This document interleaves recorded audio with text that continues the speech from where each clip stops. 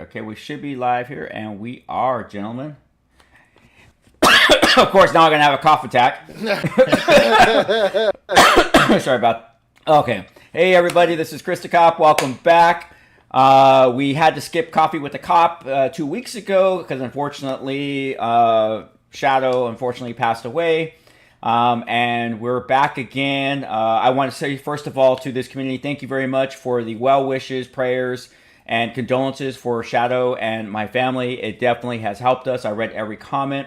I'm going to be doing a short video later this morning. I want to show you what the boys from Only Cops had got me for Shadow. It was awesome. I was actually getting ready to leave for work yesterday, and this yellow package was in the mail, and I'm like, at first I was just going to leave it, and I'm like, I don't even know what this is. What is this? I haven't ordered anything in a while, and I open it, and it was like one of those things where I was glad I opened it, but then I wasn't glad I opened it because I was like leaving for work and I'm all teary-eyed and I'm like, now I got to get back into battle mode. And so I want to tell these guys, thank you very much. It was an awesome, awesome gift. It was freaking, oh man, I can't even begin to tell you. It's going to replace Baby Yoda off to my shoulder here. So he's going to be there on the desk with us at all times.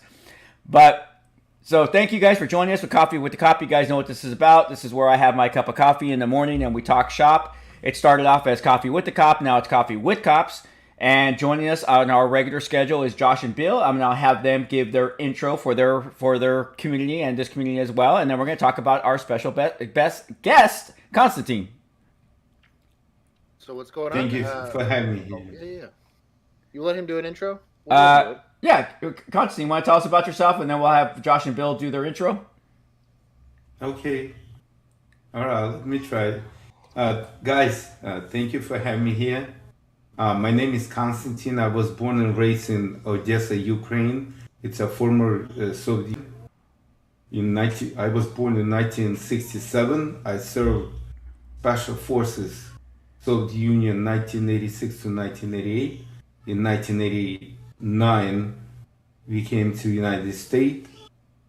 I drove 18-wheeler across country, New York, California, for 11 years. Then in the gym, I was working out, and I met a guy.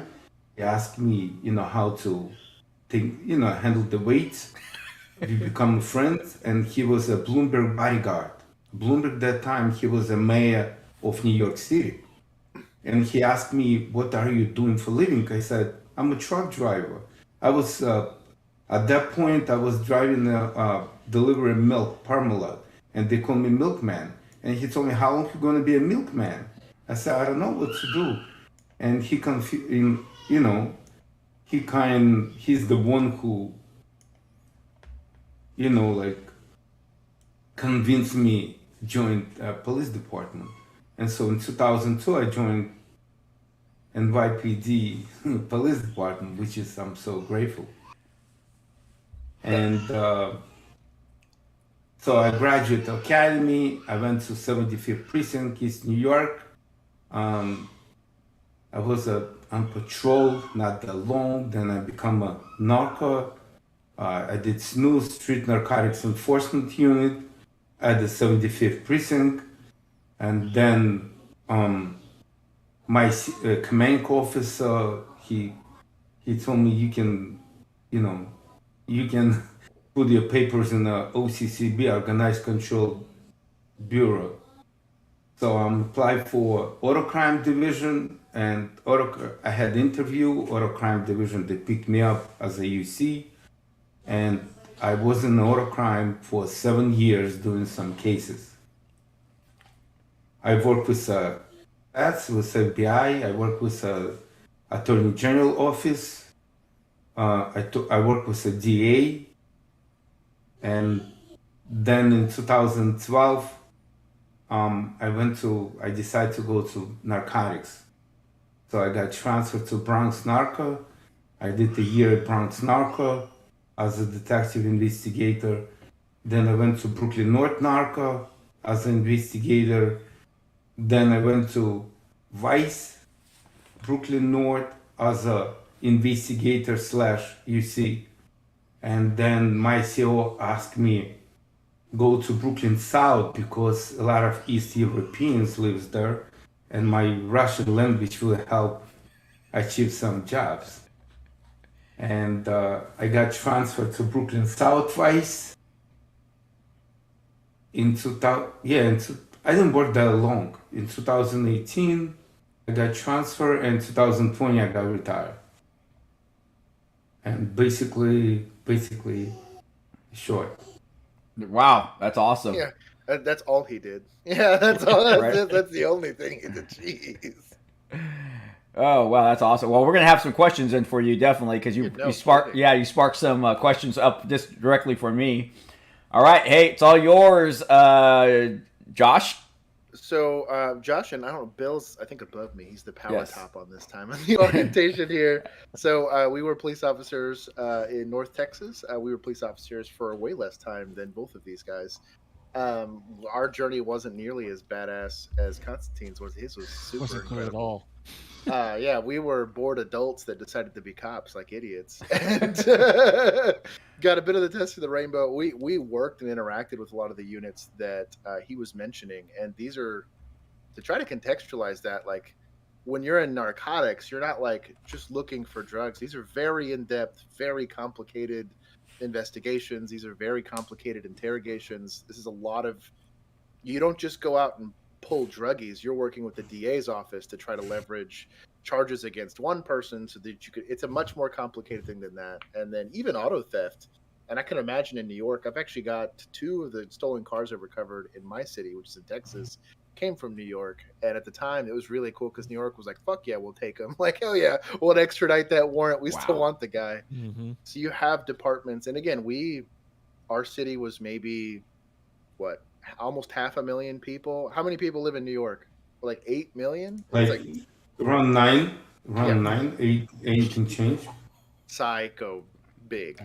We have 35 cops in YPD. 35,000. I mean, jeez.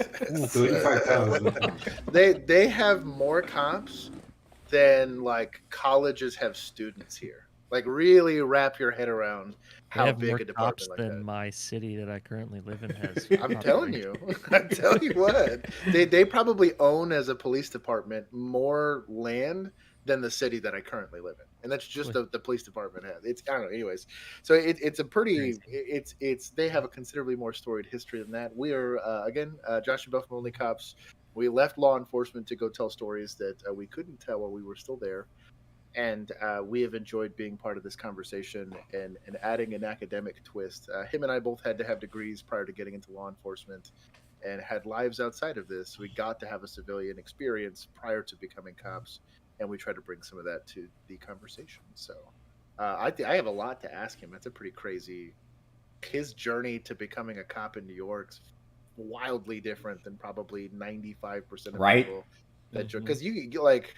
we had, even in our academy class, like we had Army Rangers, or you would have stuff like that we would have American Special Forces they come from where the model that we were designed off as law enforcement comes from the American style of military, not his experience in the military. So I'd be curious to see how different structure and training and all of that was from where he came from with his military experience versus here in America. How different was that? And I'm sure he works with veterans. If you're in law enforcement, like half of your colleagues are veterans of the American law or military. Is that any different for you, or how different was that? It was, honestly, it was pretty easy. When I joined police department, even police academy, I was almost 35 years old when I joined, by the borderline, and it was easy. Just academically was hard. English my second language, but physically it's nothing. It was. Yeah, I was. I remember in the police academy we have to bench press. So I bench press. It was a whole rack, 380 and plus instructor on top. I did like 3 reps or whatever. People were so like. I had some guy, I couldn't, I never shoot handgun. In our military, we shoot only AK-74. And, first time, shooting 6 out P226 with a 12.5 pound trigger pull, you know, I wasn't the target, but I was in a group, and he tried to make fun of me, but I took it like it is. Okay, whatever. But that guy, he was a cop in Arizona before, I believe. You know, it was some jokes. Always, you know, cops, they like to jokes. Always jokes about. Right. Like you see, that's another joke. Rocky. Oh my Oh, god. that's cool. Yeah, you know what they did? They put on my desk when I was in Vice. They put on my desk this toy. That's hilarious. Awesome. That is pretty good. That is pretty good. I You think know- something that's pretty interesting about that is if you're not getting picked on, nobody likes you. Yeah, that's Like, it. like 100% in law enforcement. Like the more people, like generally, Yeah. the more you're liked, the more people fuck with you. Hey, they were making fun of me before I even got on here. My first collar, guys. I was on foot. Right? We all was on foot. First 6 months on foot. I'm working. I'm just, you know, like we work 75th precinct. It's one of the busiest precinct in New York City. It's a six square miles. So we had like 35 jobs, you know, in one sector. I'm walking down on the street and I see the city boss pull over and ask me, officer, blah, blah, blah. There is a guy parks on the bus stop. I asked him to move and he flipped the finger. I mean, I don't know what to do, you know, like I just, you know, just in the street. So whatever, I approached the guy with my heavy Russian accent. And the guy handed, you know, and I didn't know across the street there was a drug sale. This guy came to buy some drugs. Later on, I figured out, but at that point I didn't know. And so he gave me the driver license. I had to run the license, right? So I ran over the radio, asked for a car with a computer. The guy came. He ran it, and when they said, you know, I need a car, and they said, I'll break you. You know, on the radio, they always joke with me, with my accent. So it was funny. In the beginning, I was so stiff, but then I knew the guys always. That's they good. gonna joke with me. So basically, the guy was 5'11", license was suspended. That was my first collar. That's so funny.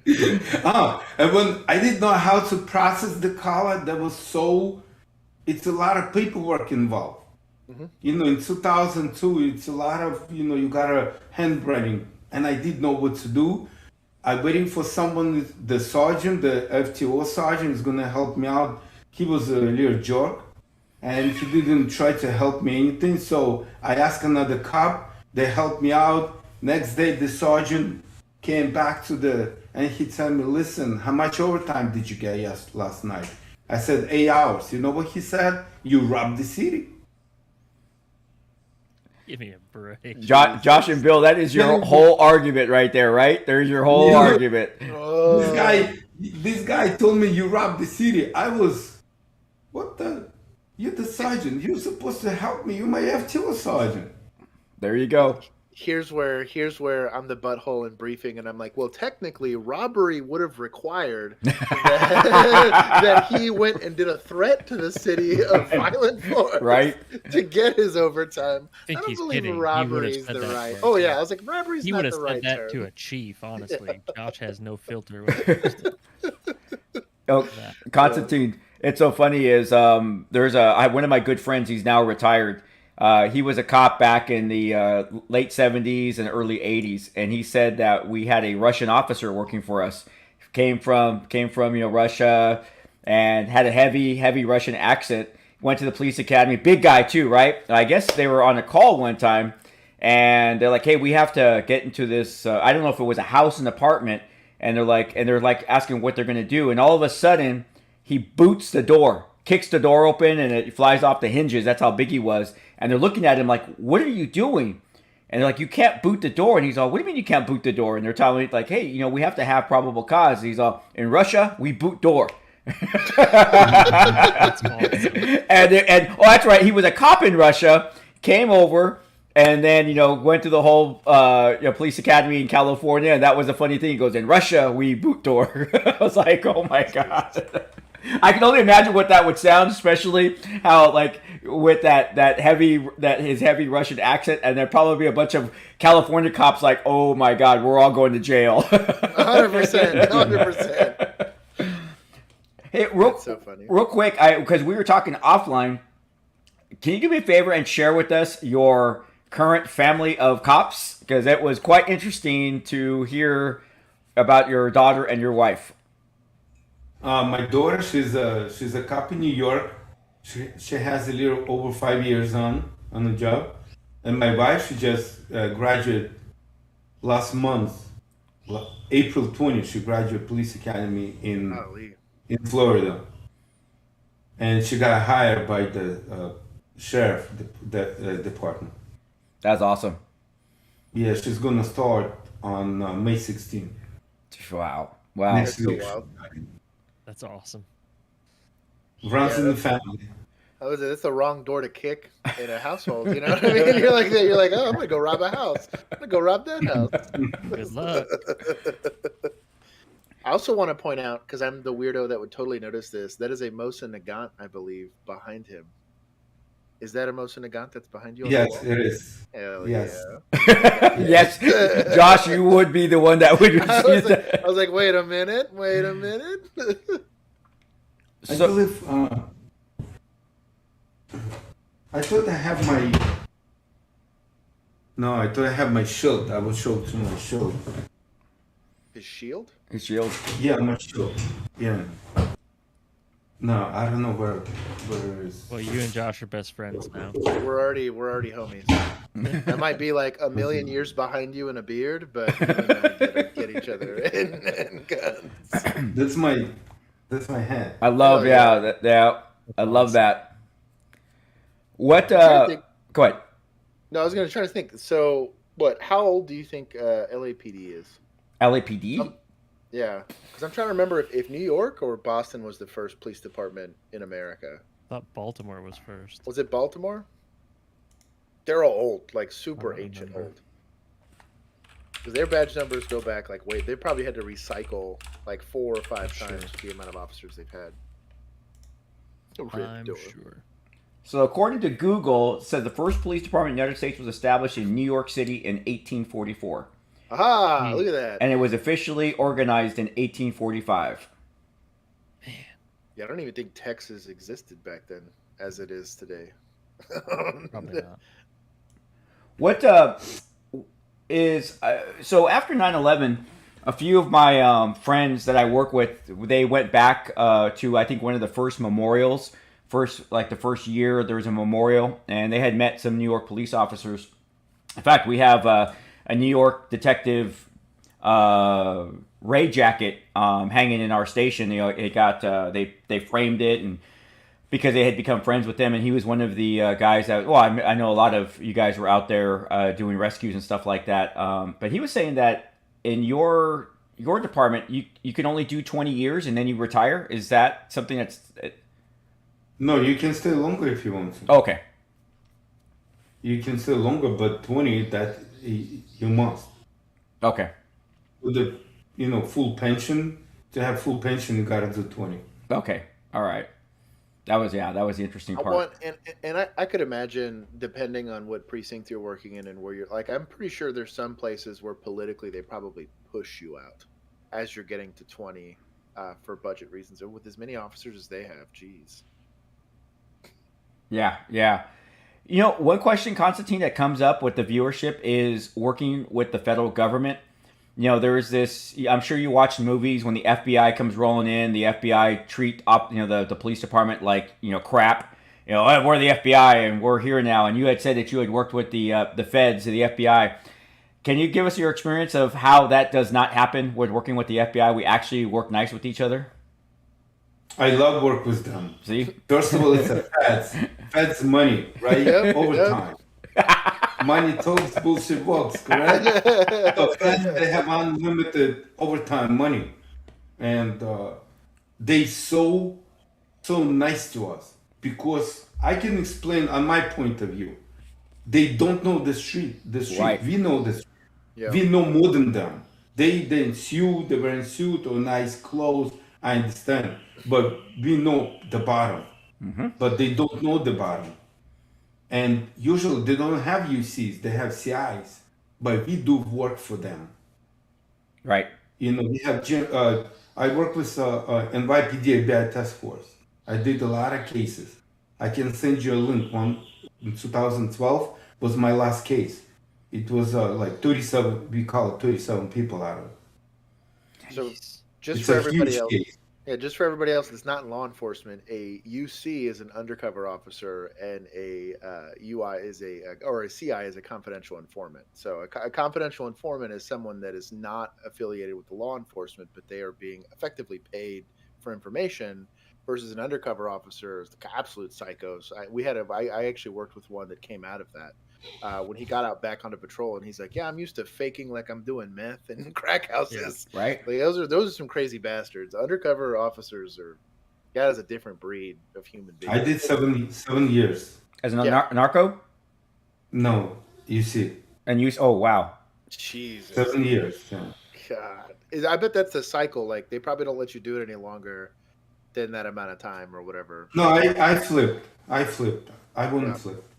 Damn, 7 years as a youth, that's a lot of time. I think our department was what, 5 years? And I you think had ours was time? only 4 or 5, and they would make them cycle out. Yeah. They wouldn't let them do it longer than that. Yeah, we used to be. And- we used to be 3. I flipped. Then I started doing narco, and narco. I'm not able to buy drugs, but I can ghost the UC. Yeah. What I was doing, I ghost them. I'm not able to physically buy. I just ghost.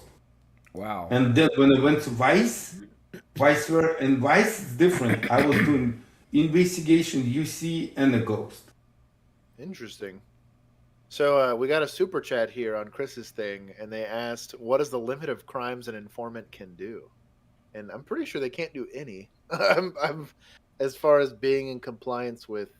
Right. No, Yeah. soon as if I had, when I was investigator, I had 5 informants. Yeah. I signed up under my name. I flipped them, and I had them. Any crime they do, They're done, right? Yeah, they you're on the done. hook for it. Yeah. They done.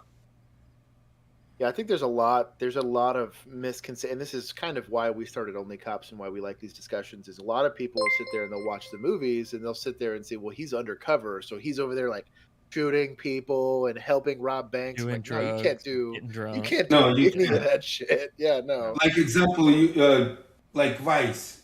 No, I don't wanna say that. I can't say that. No, specific work. You know, people is gonna watch us and they're gonna go. They will know. Sure, You know, but in whatever. in general, if you are law enforcement has rules that we have to play by, and so even when Yes. you're doing something as specific as confidential, dealing with confidential informants, things of that nature, you don't become above committing crimes. There is no different rules you Yeah, play it's by. not a They're free just pass. really narcotics, and he can probably speak more to this. Is they just simply get. They have different operating procedures that a uniformed officer would have, or they get to get a little closer to that line than a normal officer would get to, and most of that's just more sophisticated investigation techniques. They have more. They're not working domestics, and they're not doing traffic stops. They're specifically looking to engage with the organized criminal element, and they're trying to do stuff like that. So, just fancy. You know what's interesting, Constantine, is when I was assigned to investigations as the DB commander, I had switched. When I was the DB commander, I was responsible for general detectives, narcotics, and gangs, and so my office was actually in the general detective side. So they handle domestic violence, robberies, all that type of stuff. And I just was bored over there, so I moved my desk over to the narcotics side. Now I had worked as a narcotics officer before. No fun. Yeah, exactly. But what was interesting, and I don't know, so I work in a small city just outside of Los Angeles, where I could be in downtown from my station. I could be in downtown Los Angeles in 10 minutes. No traffic. I could be there in 10 minutes. Not a problem. One of the things that we started to see was we have casinos popping up. so they have the computers and we have the casinos popping up, and so far our casinos are being run by the Russian mob, and they're hiring the local gang members. What's interesting is, you know, we went in there, and one of the first ones we took down, the girl was like, you could Russian accent, a heavy Russian accent, but her security was all our local Mexican gangbangers, and it was interesting because I had not realized how they had infiltrated, you know, the Southern California area until working back with narcotics, and it was just interesting to see that. What I got to ask you this, and you know, it's probably a stupid question to ask me or ask, but what was like when you were undercover? What was one of your like fuck, man, why am I here? This is some scary shit. No, never. I love it. No, I love it. Honestly, I love it. Once, I'll tell you guys. Once I went to a transgender house, right? There was a bunch of calls from the neighbors. I was in Brooklyn North. Brooklyn North covers. Wow. It's most of it. It's a black area, right? And I'm white guy going to transgender, a black guy, huge, like 6'2", 6'3" feet tall, huge. I'm knocking to his door, you know, and buying him. You know what I mean, right? Yeah, right. Buying him. Yeah. And man, and listen, when I walk in and I hear some music about Russians, you know, so I make a deal with him, and I text my team and I said, "You're good to go." And my team, they went to a different location. And you know what I did? I asked him, "Do you have a vodka?" He said, "No." I told him, "Listen, let me go to the store. I'm gonna buy the vodka and I'll come back." And he told me, "No, I'm coming with you." I said, "Okay, no problem." As soon as he came with me, my team moved in. Wow, that's he's soliciting acts from a transgendered man in the middle of.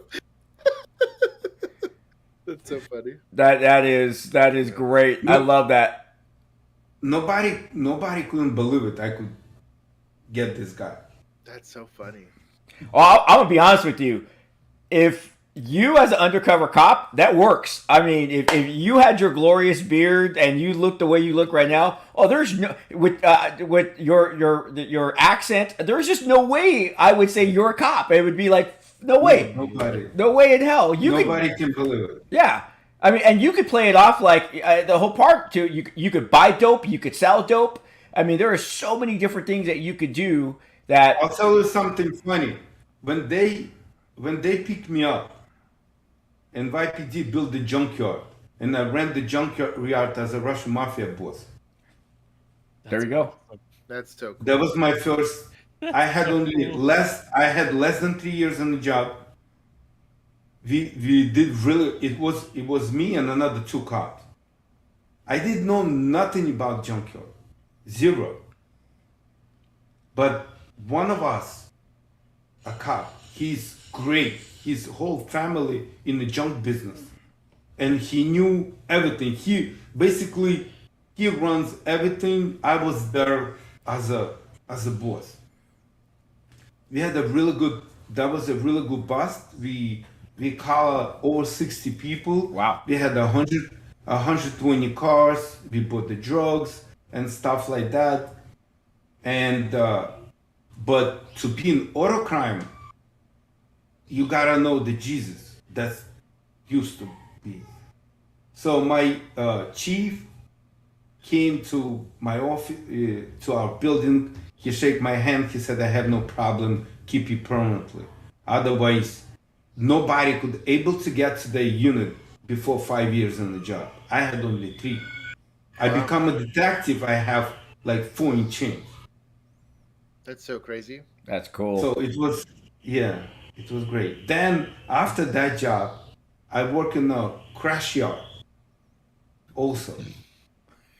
but Crash Reart was owned by the CI, and I was protecting CI because some Italian mobs, they shot the CI before. Jesus. I worked with that guy also. I had cool cases, you know. Yeah, no kidding. So that's going to bring me to this question. Have you ever thought about writing a book? No. No? Oh my gosh. I'm going to tell you right now. With just knowing you for how long have we been streaming here? I know you got some stories for a hell of a book. Dude, I need to put you in touch with some people I know in Hollywood that you could tell them real stories for some of their shit. That's another story. Listen. Look, that was really. I hope the case went through. I started the case. So I worked with FBI. Called me in. They said, "Hey, Constantine, can you do case for us?" I said, "No problem." They invite PDA task force, right? I said, "No problem. You know, I want to." And they said there is a bunch of people. They're robbing UPS trucks in Manhattan on 47th Street. And all, you know, like gold businesses, you know, stuff like that sell over there, the stores, diamonds. And there is a Russian guy owns the store. And we believe he runs all these crews. And we gotta get you in. So the CI got me in. He said, I have my own crew, which is we rob the houses and I sell stuff. Rings, necklace, everything. So my story was I'm a truck driver driving around the country, you know, like, you know, point out on the houses and we rob them. You know, burglarize, rob people, whatever. That was my base story. And fast they had some jewelry which was confiscated 15 years ago. They hold all the stuff. And I had to sell to this guy all this jewelry. Very expensive. And the agent, he told me, intimidate the guy. I told him, listen, if I'm going to intimidate him, he's not going to work with me. No, intimidate him. Okay, that's my mistake. I spoke with the guy, I put the necklace around my neck, like I did like Russian gangster, right? Yeah. So, and the guy, in the beginning, he said he's gonna buy a ring, and then when I left, he told CI he afraid to deal with me. I'm gonna rob him. And I was dreaming about that case. That would be a really great case. Yeah. That's only one time I listened to this guy, you know, the agent. Right. Because the cop would never tell you to do that. You know, like in police department, yeah. You like a boss, he would never tell me to do that to intimidate anybody. Right. But this guy, he told me. And it was my mistake to, you know, follow his direction. But otherwise, I would have a great case. That's amazing. And real quick, we did get a super chat. It says, how do you handle being an undercover cop when the criminal asks, are you a cop? You're not allowed to lie, right? We're about to give a trade secret away. No. So I'll answer that real quick, guys. Yes, the Supreme Court has upheld that law enforcement can lie. We can lie.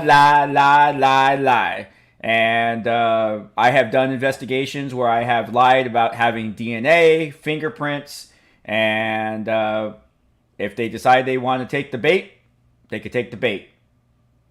Right, Constantine? Yes. I love the smile.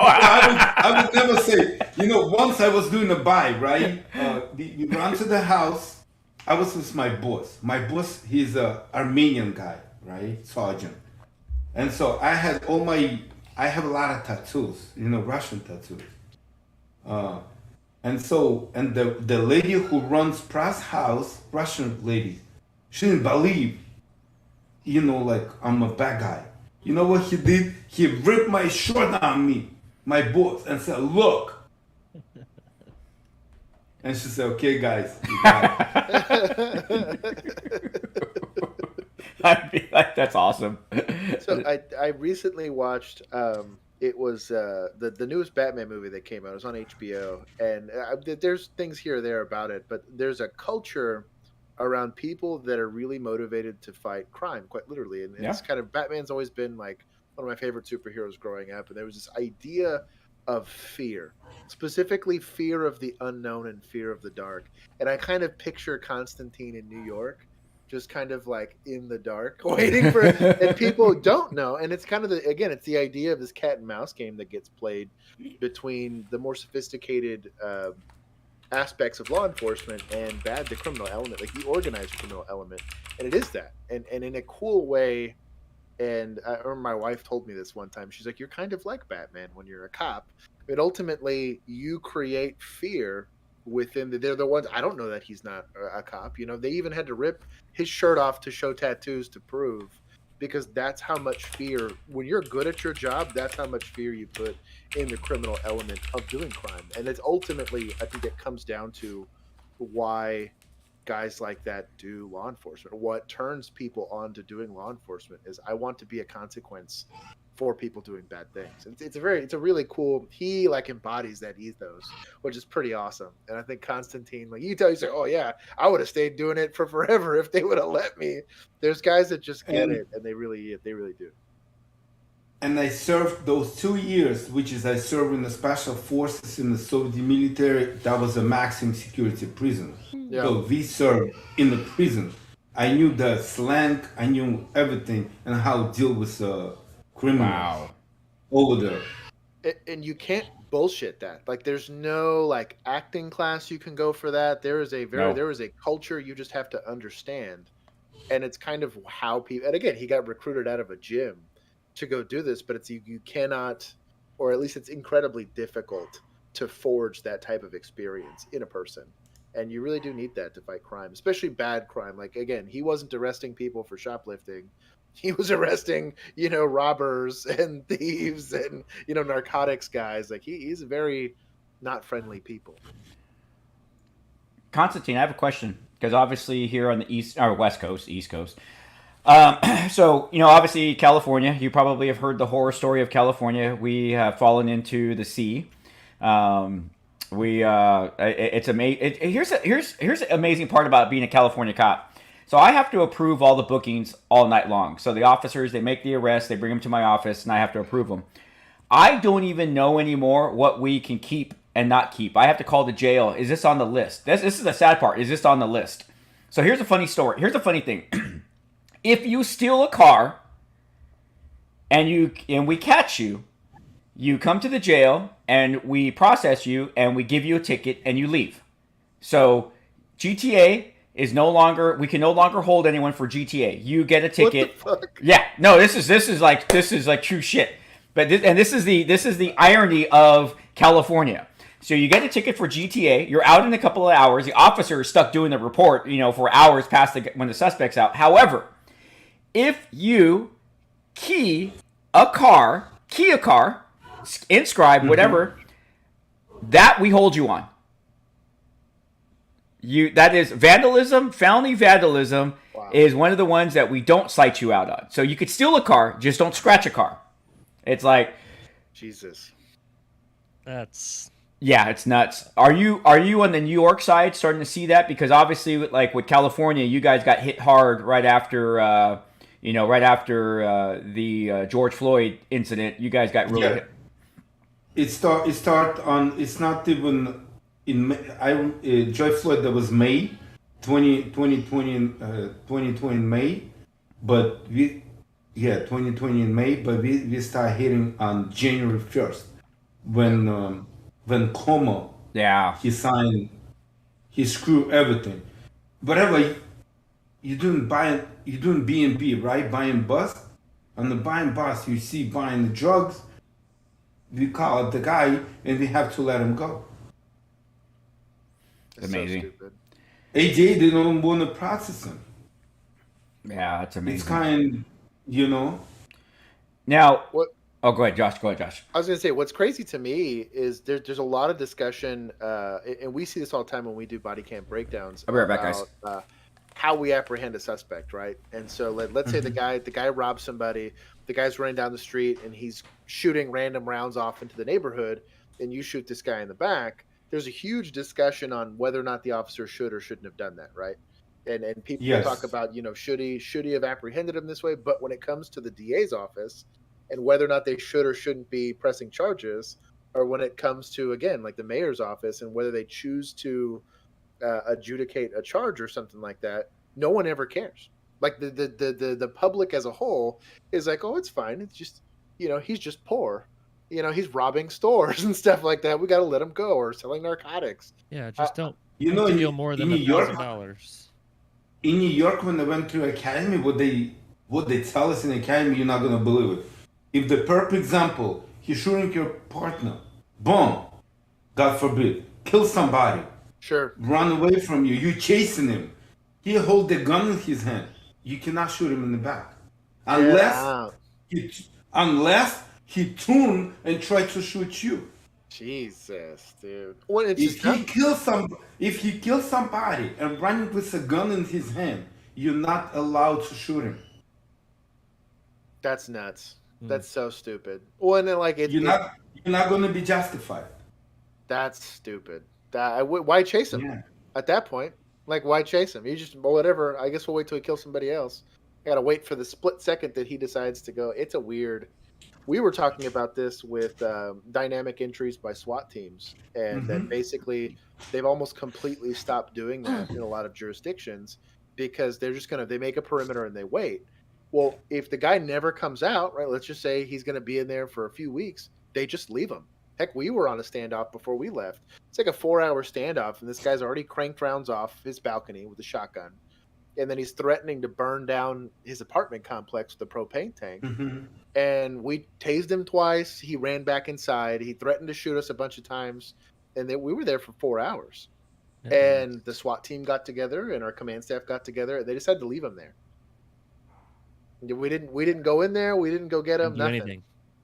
And I'm like, then what the fuck were we even out here for? Like, why show up to work if we're not going to go take the bad guy into jail? But it's for the reason that you're saying, and that was back in, you said you were in academy in the early 2000s, that they were already going that direction of saying, well, it's not worth the liability, or it's not worth it. And you have a lot of these talking heads that don't actually do the job. These people aren't having to go watch their friend get murdered and try not to shoot the guy. It's a very frustrating to be a patrol officer. It's very frustrating to be faced with that situation. A lot of people don't realize. If you guys know, since last March of 2021, March 25th, I believe, now they're allowed to sue the cop in New York. Jesus, that's wild. And like, so if they can sue a cop for his house, for his car. If he has no house, no car, they're gonna deduct from your paycheck. Gee, did they specify for what? Like use of force or what? Yeah, whatever. Why do it? To be honest, at that point, that's what blows my mind about it. Yeah, I always fight it with my daughter, because she's very active. Very. Sure. I wonder where she got that from. There were people when I was in the patrol. They joke with me. They told me you're gonna call your own mother. Yeah. I was very active, like whatever. Well, and you need that. It was one thing. I had a writer one time. They would ride out with us on patrol, and we were there, and we were in a really shitty part of our town, and so we drive around. It's a very high crime, high gang affiliated area. And I specifically would go into the Section 8 housing, into the gang-affiliated areas, just to show that we were there, right? And he's like, well, we're kind of here by ourselves. And I was like, yeah, well, everyone else is busy on calls, and we're not on a call. We're just trying to find a traffic stop or something. And he's like, yeah, but isn't it not safe? And I'm like, I give a shit. I signed up to be a cop. Like, safety, I left at the door back then. And I go, do you think they care? Do you think the guys that are robbing stores, the guys that are selling drugs, do you think they care? I was like, so do you want a type of police officer that's going to meet them with that level of enthusiasm for violence and getting into nonsense? Or do you want the passive officer that's more nervous about getting hurt than he is about stopping crime? And the kid kind of looked at me and he was like, I never really thought about it that way. I was like, we are paid to be violent people for society. That's technically your job because you are having to go meet violence. That's really what it is. And it's shoplifting is one thing, you know, not paying your taxes is one thing. But like when you're talking about like sexual assault, aggravated assault, robbery, the proliferation of drugs, it's very different than the type of crimes that people often think about. And they have this idea in their head that everybody's Aladdin. That's just like stealing some bread to feed their. I was like, no, that's so rarely. Those aren't the guys shooting. Okay, Aladdin wasn't killing the merchant to go get his bread. It's a very weird, and maybe it's unique to America that citizens have this idea that the criminal element is like Robin Hood. I was like, look, they're not stealing from the IRS. They're stealing from you. Like they're not. You know what I mean? It's a weird. I don't know. I admire your daughter for still wanting to do the job, especially somewhere in New York. That's incredible. What I was going to ask, how long was the academy in New York? 6 months. Okay, so it's the same. So see, there we go. Yeah, it's the same. Yeah, it's Same No, go ahead, Constantine. I said same as LA. I read about, you know, like my I have a YouTube channel with some kids, you know, Russian, you know, from former Soviet Union. They convinced me to run the YouTube channel. Right. And those games, GTA 5, they love cops. Hell yeah. They love American cops, and they play those games. And I do some comments on the games. You know, I explain to them on my YouTube channel each game how to really job supposed to be done. So and one of this guy, he hooked me up with you guys. I don't know, from Kiev, from Ukraine. He knew about you. Yeah. And he wrote you a letter or whatever. That's how, you know, I landed right here with you. So here's a funny story about that. I met a guy. I think he no longer has a channel because I think YouTube took him. But his game tag was Avi Gamer, and so I got an alert. So the way I started this was I was hired to talk about video games from a police officer perspective for another gaming channel called Gameology. And they're a huge channel. They're like over 1 million. Oh, they're actually, I think they're at 1.5 million followers. And so their community asked me to come on board and do my own stuff, kind of like you. You know, hey, why don't you play LA Noire, GTA, and that's how I got started. But so I got an alert one day from somebody. Someone sent me an email saying, hey, there's some Russian that has all your videos, and he is translating them into Russian. And you might want to contact him and have your videos taken down. And I'm like, why would I do that? That's if he's translating them, I don't care. Awesome. Yeah, that's great that he's translating them for another country.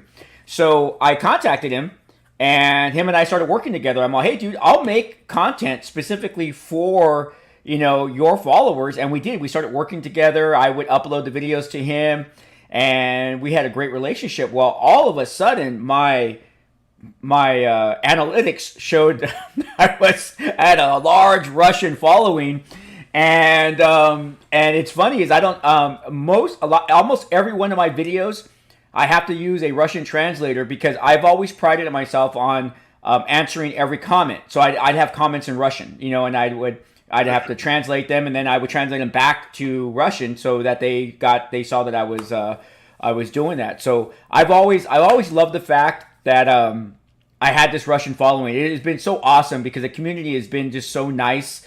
Everyone is just like, they're great, and they want to learn about American cops, and I love it. I love it so much. Yeah, so I don't know who got you in touch with me, but that's great.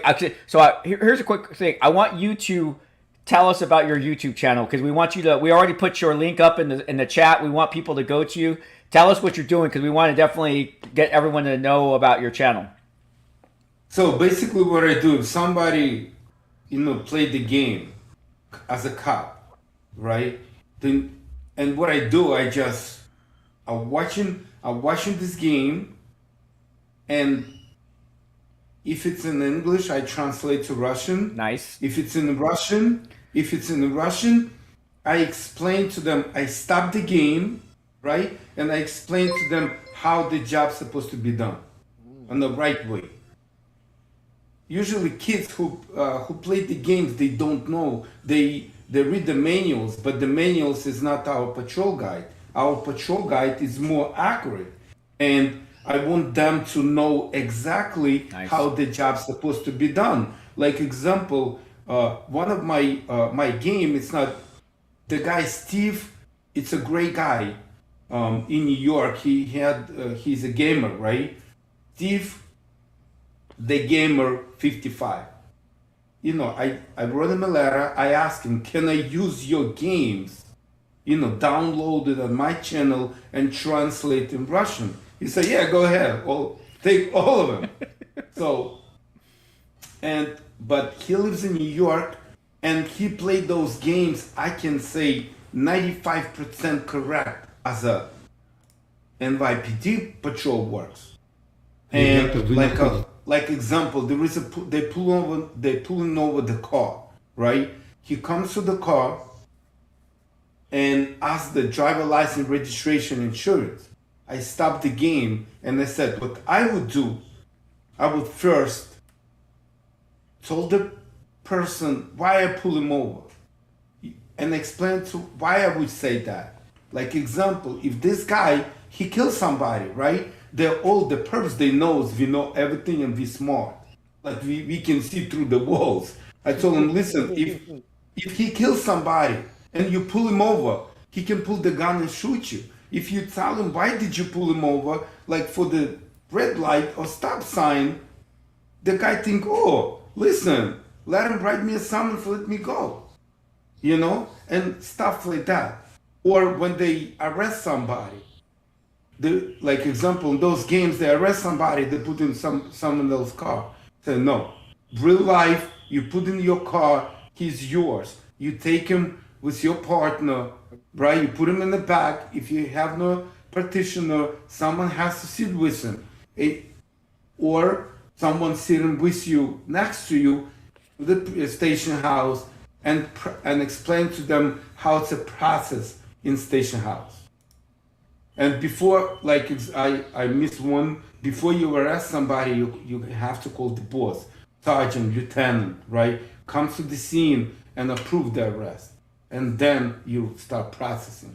You know, stuff like that.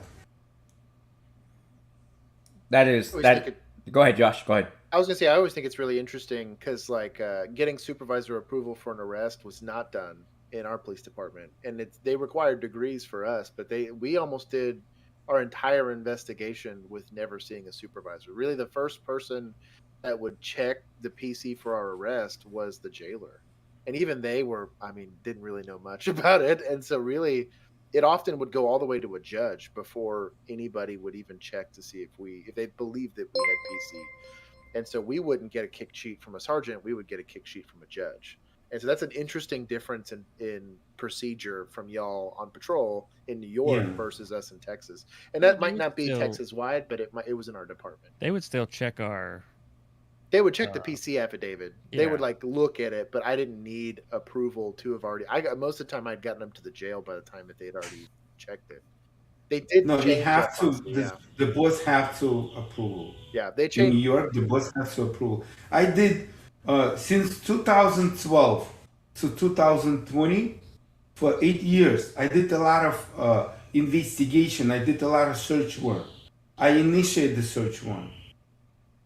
Narcotics and then Vice. When I got transferred to Vice, it doesn't matter. It's the same procedure, same houses, same buildings, but. Like in narcotics, we never hit, like example,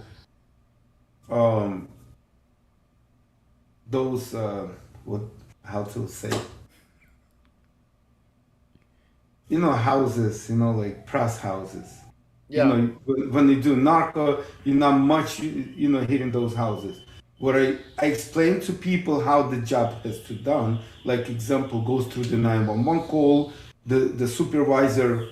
Sergeant or lieutenant assigned this job to you, and how you start working on the job, step to step. You're doing investigation, you're doing observation, in doing this and that, then you call ADA, you make an appointment with ADA, you're going to ADA, they write affidavit, then with affidavit you're going to judge, to court, and judge has to approve it.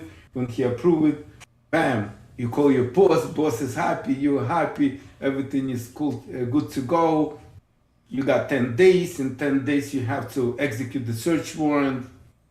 So I'm doing tag plan, I put, like, I usually put myself, I'm RAM guy, I break the door, who's a shell, who's a security, so on and on. A lot of people, they don't know what we do. Oh, yeah. And like, I wasn't there, but my partner was there. They break the door. It was narcotic search warrant. They break the door. The perp, it was third floor. He tried to jump out of the window, and behind the window he hung. And my partner tried to pull him up, right? Perp pushed him, fell on the ground, broke the leg, to the department. Wow. Did he win the suit? I don't know. That's I don't know if he win or not, but we always we getting some kinds, always. That's what's so funny though is hearing you go through their search warrant process, the 10 days and all that type of stuff. It's like it's amazing because you forget how we're all the same. We all have, because our search warrants are codified in case law and stuff like that. So it's so funny because even though we're 50 different states, the process is pretty similar. Pretty similar, yeah. Hey, real quick, I'll throw this question out to Josh and Bill. Someone asked, what's the best advice you can give someone who is wanting to enter the police force? My husband is military with over 20 years of federal service and is wanting to make the leap to state trooper. Don't. I don't want to say don't, but it's just very different. I think, and Constantine's kind of bringing it up, and even Chris has mentioned this multiple times before. The job that we believe exists in law enforcement, right? And it was the job that did exist, I would say, probably about 10 years ago, is that you have communities that want safety and communities that are willing to, whether it's politically or whatever, back law enforcement when it comes to having to make a hard decision, is gone. I don't want to say completely gone everywhere, but for the vast majority of law enforcement agencies currently, I mean, you're the scapegoat for every problem that runs into society right now. And so if you were going to go into a police department, I would look first at how that community is treating their law enforcement agencies. Because again, you have it in New York where some guy hurts himself during an arrest and you're getting sued. And not the department. No. You are getting sued. It's your house that's on the line, not the city's. The city will drop you from qualified immunity and all of that stuff as quickly as they can because they're wanting you to take all of that liability on. And you're not making like football player money. I mean, you're making, what they've probably been making for the last 10 years anyways. So I think that's a more important discussion to really have with yourself, whether it is to do the job or not. The job really hasn't changed as far as doing it is concerned, but everything that happens afterwards absolutely has. There's officers that did out crazy shit that they probably should have gotten in trouble for back then that they didn't, where now you could do the job 100% the right way and still end up on the losing end, just due to a lawsuit or something like that. So I really look at where you're trying to be a law enforcement officer, not well, and if you have that much experience, go find security, something. I don't know. Well, if your heart's really set on law enforcement, you have that much life experience, you're going to go in well ahead of people. Right. Like Constantine going in at 35, he already had a huge advantage to like the 22-year-olds. Yeah. So you're gonna do better right off the bat, but you have to be aware of what you're going into. True. Just don't follow those. Because, I remember I joined the NYPD and I see a guy sitting in a patrol car. He had already 5 years on and playing video games inside in the car. Yeah. And he tells us, guys, you can sit in the car, just relax because we were on food. And he stopped, bad-mouth the job. you know, and I'm thinking that time I was thinking, if you don't like it, quit. Quit. Yeah. But nobody wanna quit. Nobody. They say bad things, but they don't quit. Yeah. And those guys, they lead other cops to in trouble. Yep. Yeah.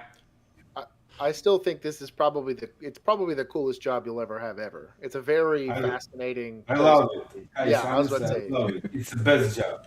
Yeah, I was about to say, of all the things, and I remember the poor person that had to do my background. I joined at 26, and I'd already had like 15 jobs prior to doing that. Oh, some of these were career jobs. So my background investigator hated my ass because they were like, "Fuck, I got to call all these people," and they had to whatever. Of everything I've ever done in my entire life, that was by far the most rewarding thing I ever did. Was go and really create safety. The American dream exists because there's law enforcement officers that are willing to go and put themselves on the line to go provide that safety. The economics of it, all of this only happens because you can predictably say, if someone tries to do something bad, someone's going to try and stop them.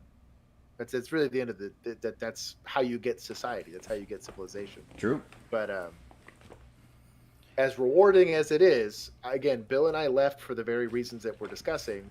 I had marketable skills to do something else, and I went and did something. Instead of bitching in my car, I left, like he said, you know. But I think if you're really fired up about it, nothing's going to change your mind. Just find a good department that's going to value you for that give a damn that you have to make a difference. You want to find somebody that's going to match you in values. If you want to go sit there and be on your iPad or whatever for the rest of it, there's plenty of departments that love you for that. But ultimately, don't do the job for the wrong reasons. And like I said, if you're already 20 years and you've been if you're used to service, this should be a pretty easy transition. The job physically is not terribly hard. It's just the knowledge base you have to do the job well, I think, is a little more. And can I add it to it? Yeah. Yeah. And for the military person like myself, in police department, I can say about NYPD, maybe rest of the same thing, guys. When you joined, an example, bosses like a sergeant, most of the sergeant, we deal with a sergeant. We don't deal with a lieutenant. Lieutenant's kind of different. Most of them, they didn't serve in the military, right? Cops, they don't serve, they don't know. And when you are in military and you're on point, they see even his rank is higher than you. He's your boss, but you know more than him. Right. But you don't show. As soon as you show you better than him, you're done. He's gonna eat you. You know? But that's the worst part. It's dependent on the boss. If your boss is cool, is nice person, understand, you always, you know, like I always been respectful to bosses. Even I was older than them, like 10. Some guys was 15 years younger than me. I always respect them. But some of them, they see you better than him, and he tried to put you down. That's the worst. That's the worst part on this job. Yep. It's my opinion. That's what I came through, because I had some guy, which is I was, you know, you can call a man on man outside. So we have NYPD. They have it's called smoking. So you can call the guy, fight him in the ring. And my buddy. He's a lieutenant. He has, I believe, he just retired. Had like 20 something or 30 years. Nice guy. So that's the person who organized this fight. So like if you wanna call anybody in the police department to fight, it's gonna be in a ring. It's gonna be in Madison Square Garden. You can Google it. I sent you the link. It's in crazy. Madison Square Garden. Can you believe it? And you're gonna fight if that cop, he's not like you know what I mean? Oh yes. And I was about to call this guy, but my delegate, he told me, you know, don't go that route because they're gonna go against you. Sure. And finally he became lieutenant and he left my unit, and I was happy. Right. Yeah. Yeah. Oh my God, that's but, funny. But What a this is crazy life. It's life. There is a different people in police department. Yeah. But I always, like sometimes, a lot of time, oh, why you not smile? Why you not laughing? I say, I'm not in a circle. I'm not clown. Yeah. I came to do the job. Some guys, they take the job as a joke. I never take as a joke because each 911 call, it's people need help. You go to help them, no matter what. If somebody, in the beginning when I was on patrol, some guys didn't like bosses or whatever, or you gotta not taking the job, like to zero, whatever. I told them straight up, I came to work, I don't care. Whatever you do, if it came in my sector, I answer the call. That's it. They even call another guy, he's Romanian. Because we were like European close, they were afraid face me and tell me something. They call him to him talk to me. And I told him, listen, tell him to approach me. Right. If they don't like something, they can tell me. And I tell him, listen, guys, I came to work. You do whatever you want to do. I don't care. I got call. It's my sector. I'm there. That was my attitude in the beginning. So if the guy thinking to join, if he was in military, I said, join, man. Join. There you go. Oh, yeah. Police department is a great job. Great job. So someone asked us a question here. What do you do when you finally corner the drug dealer for arrest, but find out he's really CIA, like the HBO movie from the other week? You're watching too much movies, guys. Too much, dude. Too much. Too many movies and TV shows. First of all, the CIA does not operate in the United States like people think that they do. So if you're going to run into anyone at the federal level who is pretending to be a drug dealer, and I'm sure Constantine has plenty of experience with this, it's going to be DOJ or FBI. Right, Constantine? Yeah. Yes, and usually drug dealer doesn't have anything on him. Yeah. Exactly. You never arrest him with a drug. So basically, you never hold drugs on him. Never. So if you catch a CIA agent with drugs on him, you arrest him. Yes. Breaking the law. Probably breaking the law, exactly. And then we got another super chat. How often do partners fall in love with each other? Well, look at Josh and Bill. Exactly. Exactly. It happened. We're married now. In Texas. I had experience with, I was on patrol and my partner, she's a Jamaican girl and she really likes me. And I said, listen, we're partners. That's it. I was married with the 2 kids. I told Josh the same thing, but he didn't stop. Yeah, it didn't stop. Nothing was going to stop me from this beautiful man. She likes me. I said, listen, you got to work. That's it. That's, you know what, it's, yeah, that's awesome, Constantine. I mean, I love your outlook because you see so many people that they get jaded where they don't understand why they're there and they forget why they're there, and it's like hearing you even after being for 20 years, you're still like, hey, 911 comes in, people need our help, and that's what we're there for. It's like, yeah, that's exactly it. That's it. That's really it. And Josh put it great. As far as safety is, that's why people are able to have the American dream. I timestamped that. I'm like, that was such an awesome quote because I was like, you're right. People know that there's going to be somebody out there that's going to try to stop someone from committing a crime, and that is awesome. Let's see. We got another super chat here. How far do you get on cases before the captain calls you into his office to yell, "You're off the case"? Once again, that does not happen. That does not happen. Not from the It's captain. never happened. Yeah. Yeah. What is that? It's not to ban the count. Okay, so not to ban the count. I'm going to explain something to you. 99.9% of what you see in television and film is all Hollywood make-believe. Nobody tells somebody that you're off the case. The feds don't come in and tell you this is our case. You could tell the feds, pound sand, this occurred in the jurisdiction of the New York or whatever, and you can just kiss my ass. Yeah, Constantine, I mean, you've worked with the feds. So you safety net, right? You look, whatever you do in your work, you safety net that person. Nobody able without your sign work on that person. Nobody. Yeah. If he's mine, his house, his car, everything. I safety net everything. Before I start doing investigation, I always safety netted everything. Make sure nobody work with this guy. If I see nobody work with this guy assigned to my name, that's it.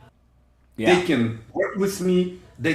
I would love to if I have extra help, but nobody is going to take me, oh, this is my job, and take away. Yeah. I was the DB commander, and my sergeants assigned the cases to the detectives. Nowhere in the time I was back there did my captain come to me and say, Detective so-and-so is off this case. It just doesn't happen. Plus, two, at the captain level, the captain doesn't know what flipping cases you're working. The captain's too busy going to lunches with the chief trying to get the next rank. So yeah, so captain is so far removed from law enforcement that it ain't gonna happen. So hey, even at a lieutenant level, I don't know what cases these guys really have, unless it's a high profile case, like something big happened that I have to keep the chief apprised because it's a political thing. Like like just recently we had, some huge case, not huge case, but basically we had quite a few victims that were all they gave extorted. They were told that they could buy false passports and stuff like that to stay in the country. The dollar value is like over $500,000 now. That's going to be a political thing, but beyond something like that, no one cares. No one cares. Let's see. I had another question for any of you guys here. Anyone want to talk about their wildest call you've ever been on? I can only imagine what Constantine would talk about. I was about to say, I want Constantine's story for that. I don't want ours. So I feel like his is way better. I like the transgender vodka story. Get some vodka. I'm coming with you. No, I don't remember the vial call. It's just like I only was on patrol less than 3 years. That's amazing. I wasn't not that much. They obviously saw. 80, Go ahead. I remember I had 80 collars because before you applying for any units, you gotta, they want to see if you're active cop. They want you. If you're not active and you have, I never in 11 years, like example, I never went sick. Because if they see the cop going sick, nobody wants him. Wow. That is. I never went sick. I never take lost time. I was like, was my tunnel vision, just go and get it, move on from patrol to investigation unit. That was my dream, and I achieved it. That's awesome. Hey, real quick, guys, I want to give a shout out to NightCop35. He's in the chat. Yeah, Nightcop, thanks for the super chat. I do appreciate it. For those of you that are not following Nightcop, he's a big Twitcher. He does have a YouTube channel, but I would ask you to head on over to his channel, both on Twitch and YouTube, and give him a follow and a subscribe. As well as, I'm going to throw that out here as well to this community. You got to head on over to Only Cops. You got to head on over to Constantine's channel and give them subscribes and likes because, that's what we're here for. If you guys want real cops talking about the job, playing video games, and all that type of stuff, these guys are doing it right here. So I definitely would love for you guys to head on over there and subscribe to their channels and give them likes because they're legit. They're not, everyone in this channel, from Only Cops to Constantine, SWAT Theory, Sternal Jet, North Carolina, they're all legit. Hey, shout out to North Carolina. He just graduated dog school. Oh, he did. All right.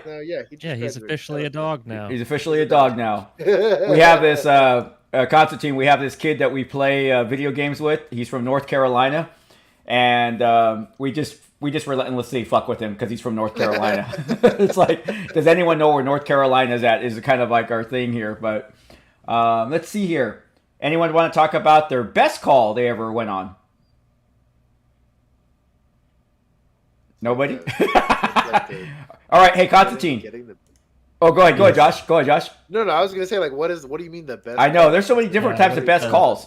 Constantine, what what is kind of gun do you do? What kind of personal weapon do you carry, Constantine? Hands. My man, hell yes. Listen, if you pull your weapon, right, you gotta do it, correct? Right. If you have it, you pull it, you gotta use it. For what? Use your brain.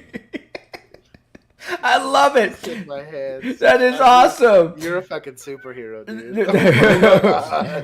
That is the best Can you answer. believe it? I never pull my gun I can believe in it. the whole my entire career. I can believe that. Because there is no point. You don't have to intimidate nobody. You just, if you want to talk to somebody, you just talk. That's yeah. No, I'm actually just reading questions. That is awesome. That is like the best answer. that is the most funny. I guarantee you part of it's cultural, but the other part of it's like the type of community you're policing. Yeah. Now, to be fair, if Constantine's the one walking over there, hey boy, you need to sit on that curb, I'll be like, yes sir. I could have a machine gun on me, and I'm probably still sitting down. I'll give you example how I usually approach, like drug dealer example. We can get him. I'm on a patrol. They're hanging out in the corner by the grocery store. I came over on patrol car. I said, listen, I'm working from 1500 to 2300, correct? My boss. I'm gonna have a problem with my boss if you guys still gonna hang out in this corner. Right. If you're not leaving, I give you criminal court summons for impeding pedestrian traffic. Boss, no problem, brother. They'll disappear. That's awesome. Just using the head. You don't have to, argue with nobody. You don't have to curse nobody. Just go talk to the man like a man. Tell him, listen, this is my job. I'm working. Please, it was bunch of 911 calls. People in the corner hanging out. People afraid. So please. This is my 1500 to 2300 from 3 p.m. to 11 p.m. Please don't show up. And usually they're cool. Yeah. He exhibited literally exactly what when people say community policing, they think of something completely different. But that is just understanding who you're dealing with, understanding your community, and treating them with the due regard and respect that they need. And I think that doing what he did there, and it's just simply talking to him like, look, you're on that side of the fence and I'm on this side of the fence, but neither you or me are trying to have a bad day. Okay? If we can be cool, we can be cool. And I think that's the most effective way to probably deal with community related issues. If he's already committed a crime, he's already committed a crime, but he prevented crime from happening just by simply knowing who he's talking to and approaching that man to man and handling the situation, I think, the right way. Exactly. No, I agree. Just for those that are curious, I carry a P226, so that's what I carry. I want to have 18-pound gun with you all day long. Jeez. Yeah, it does suck when you're wearing. I have some in the safe, but I don't carry it. If I was your size, I probably wouldn't carry it either. If I was humongous, yeah. I'm 5'5", 150 pounds. I don't even fill out my T-shirt.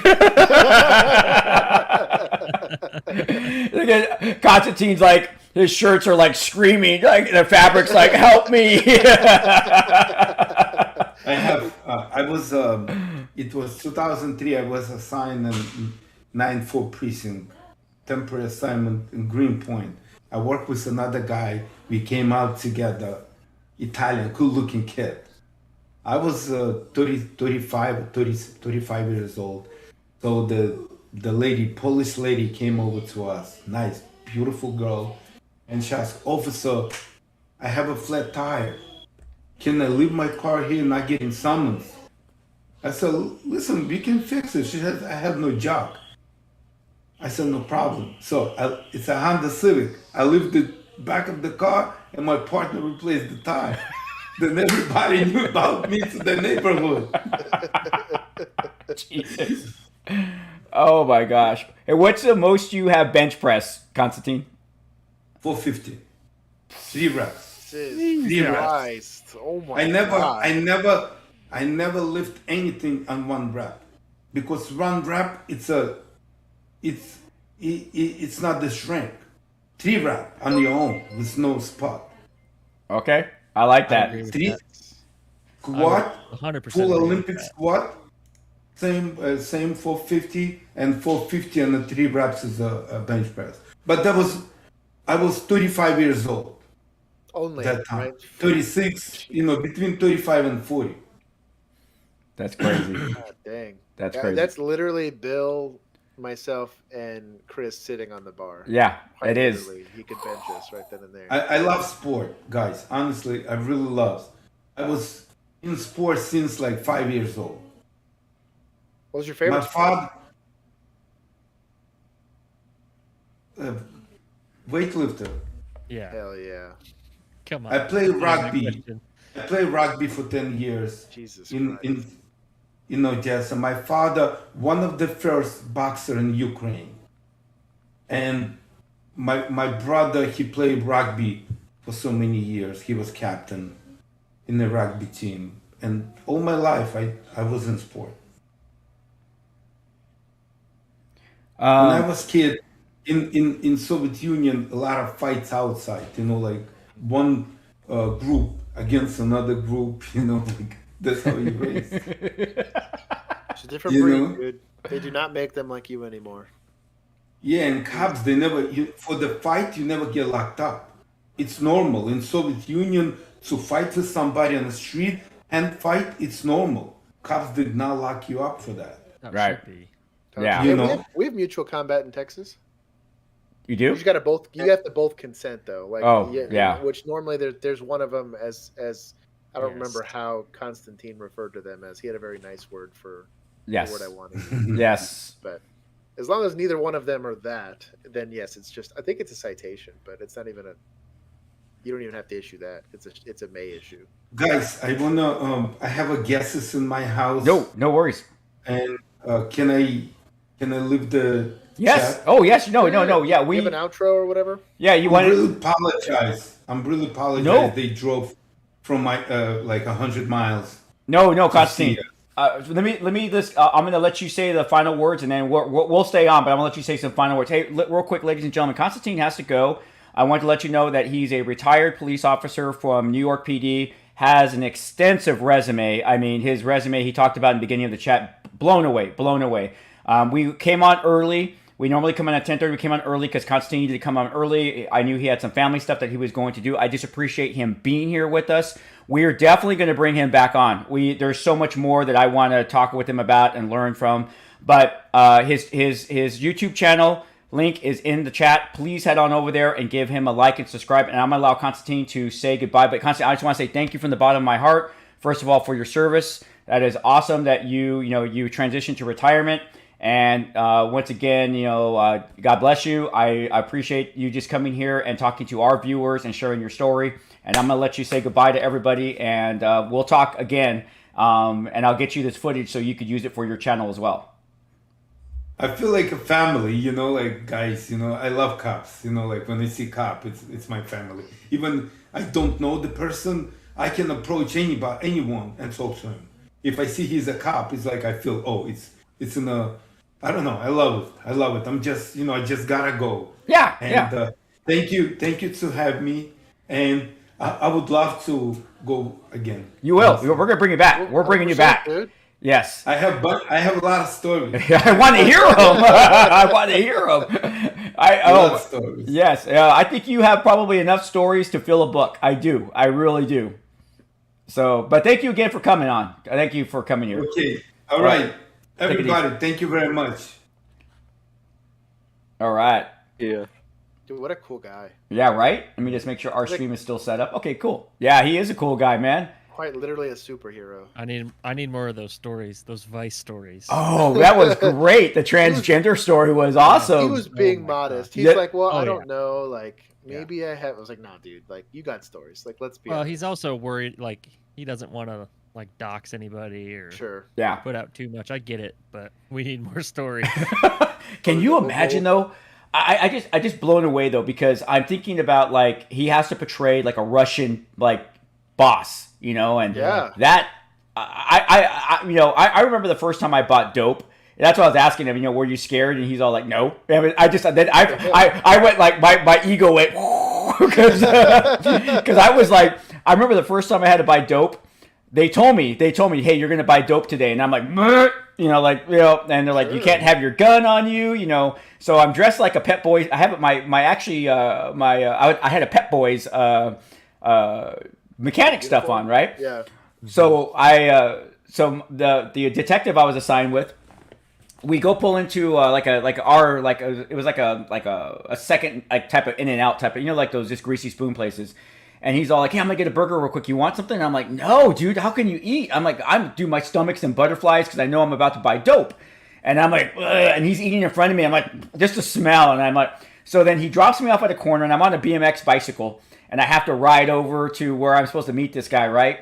And I am fucking scared shitless. I have no gun on me, and I have to give the signal, you know, that I bought the dope. So the guy pulls up in his car. He's a passenger. And he asked me something in Spanish. I don't fucking speak any Spanish, so I'm all just like, I'm like, vente, you know, like, you know, $20. What I didn't say vente. What was it? What's $20 again? What Vente's 20. Oh, okay, okay. So I guess I did say vente. So I give him a 20. Josh, like, you know, Spanish. Hey, Juan can confirm in the chat that Vente is 20. Get the fuck out of here. So I hand him a $20 bill. He hands me the heroin. And I'm so scared that I just ride away and I don't give the signal that I bought the dope. I guess they figured it out that I forgot, and so they jam up the guy. And I just remember, like, who likes this shit? This is like, no, this is not my wheelhouse. And I'll just let you guys know, I didn't put in for dope. I didn't want to go to dope. I was assigned to Detective Bureau, but they lost a couple of bodies, so I had the lowest seniority, so they moved me over to dope.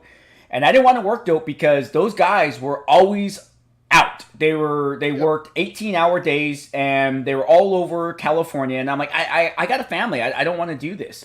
And so that was one of the things. That was the other thing, is that I didn't want to be there. And I was just like, how do you guys and these guys were like, "Oh man, was that awesome?" I'm like, no. There was no part of that was awesome. It was just like, fuck that shit, you know? And so I can imagine like someone like Constantine, you could see he enjoyed it. You could see it. Yeah. Yeah, he's built different. Yeah, like, well, and I really think, so we had a guy, and I won't name him, but we had a guy that came out of narcotics, and I was there when he went back onto patrol prior to going into motors, and I think he was only back on patrol for like 2 or 3 years before he went back.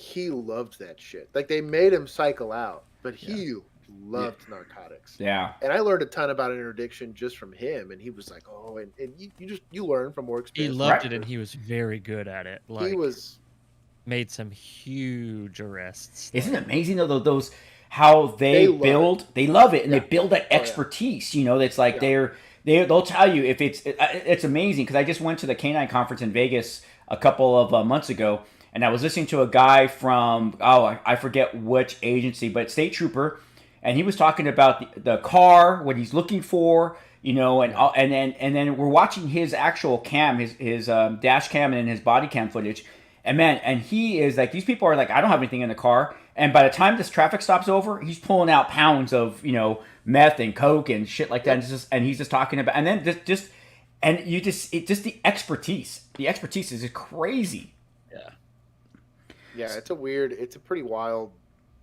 Those guys that live, breathe, and need it, specifically, like I said, narcotics guys are a different breed. Dude. Yeah. Like we make fun of like troopers, or we make fun of like motors guys because they're just like little ticket queens. Right.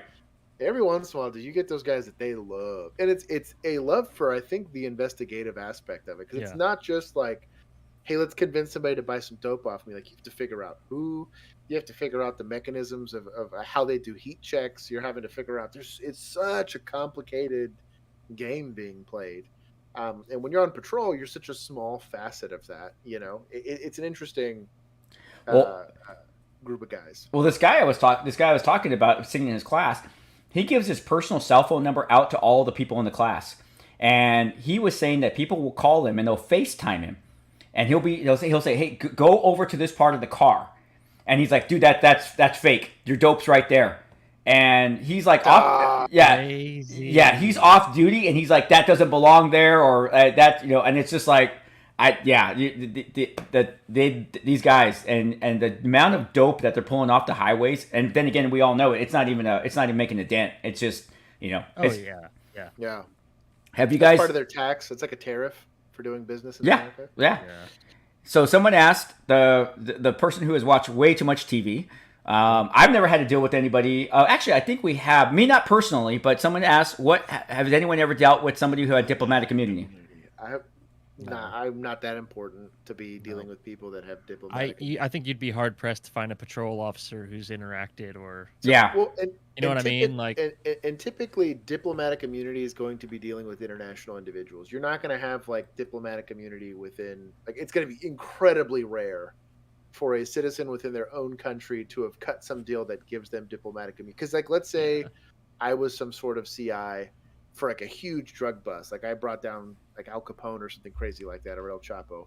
If I recidivate and commit like another Penn? crime, there you go, like Sean Penn, But if I recidivate and do another crime, that doesn't preclude me from being like persecuted for this other crime, or like adjudicated for other crimes. So it's the concept of diplomatic immunity that you're thinking of is like, I now have I gotta have a get out of jail free card. You will for the instance that you're cooperating with an investigation on, but you won't for subsequent offenses. You don't get to just now go do whatever the fucking crime. It's not like a card. You don't whip a card out of your wallet. It says, "Ha ha." I'm sorry, no, you can't. Diplomatic immunity.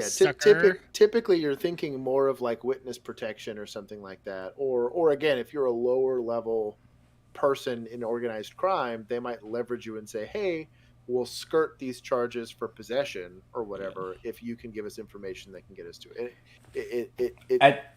You're not going to pull somebody over and they pull out their diplomatic immunity card and say no. Yeah, that's especially like the communities we work in. I was going to say, like, if you're in Washington, D.C., and you may come across maybe a diplomat from a country and stuff like that. But yeah, you're right. I don't have diplomats running around through my city saying, and you know what? I always go back to that scene from Lethal Weapon, diplomatic immunity. It's like, no, we're detaining you, you fuck. The State Department's going to come get you if you're.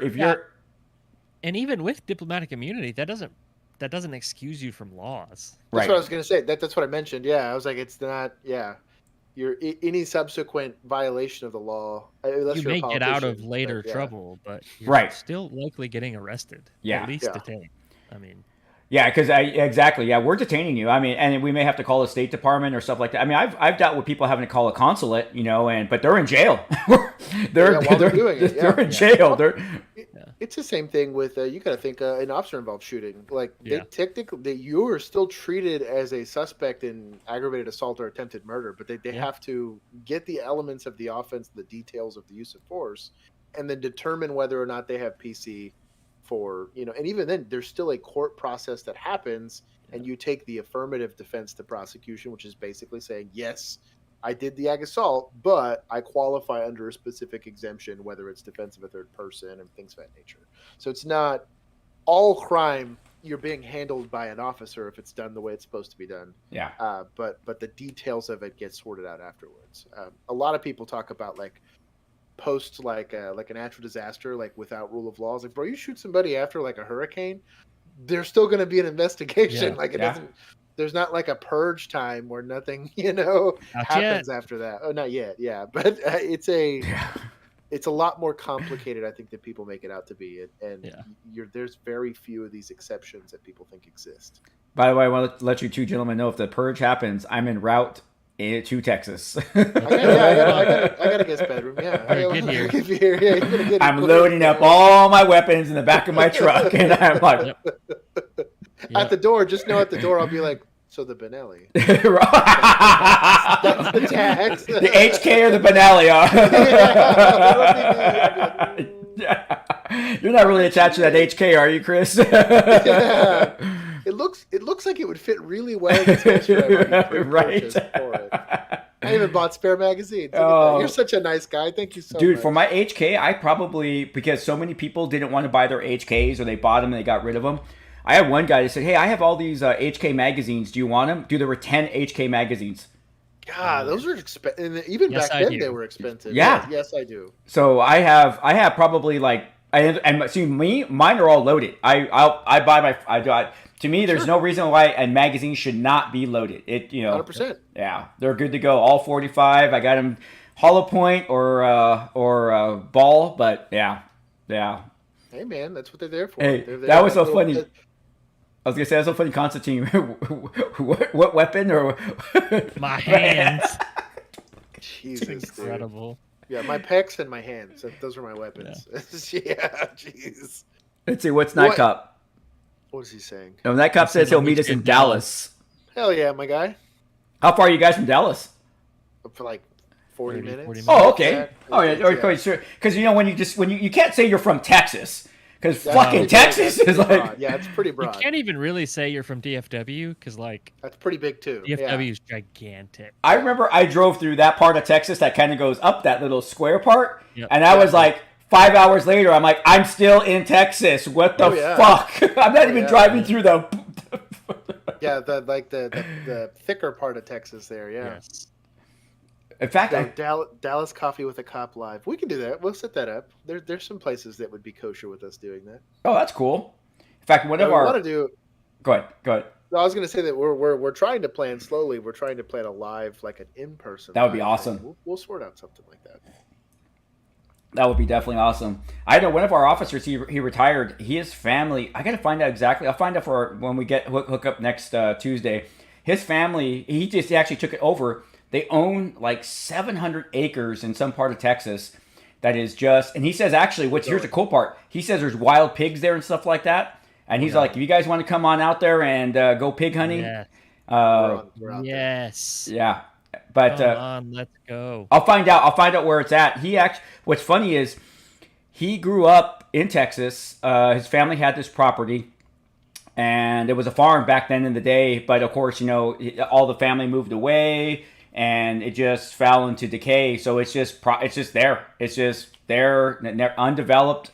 And he said There's going to be the sickest thumbnail of Bill's Raptor just tearing through the brush. We're all going to be in the back with a bunch of psychos. Hey, I just got my Raptor detailed. So Yeah, we're going to find dirt. How about that dirt we can do? We're not going through brush, right? Yeah, right. No scratches, please. No scratches, please. That would be cool though. Do a Texas pig hunt.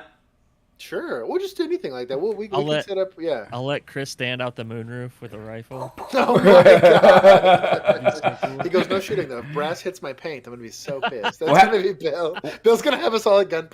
while we're doing that. We'll have to do the Benally with slugs. There it is. Yeah, that'd be. Hey, they got like plastic casings, right? That won't scratch It'll be anything. okay. Yeah. Just maybe a little bit. Yeah, that Constantine's a cool dude, man. He's a cool guy, dude. What a wild story. They also I think it's interesting, and he was talking about this, that in Russia, like getting in fist fights is like a very normal thing. Right? I'll be right back, And, guys. it's not like you're not getting in trouble for that, but I think it's Keep it going. fascinating. Oh, we're good.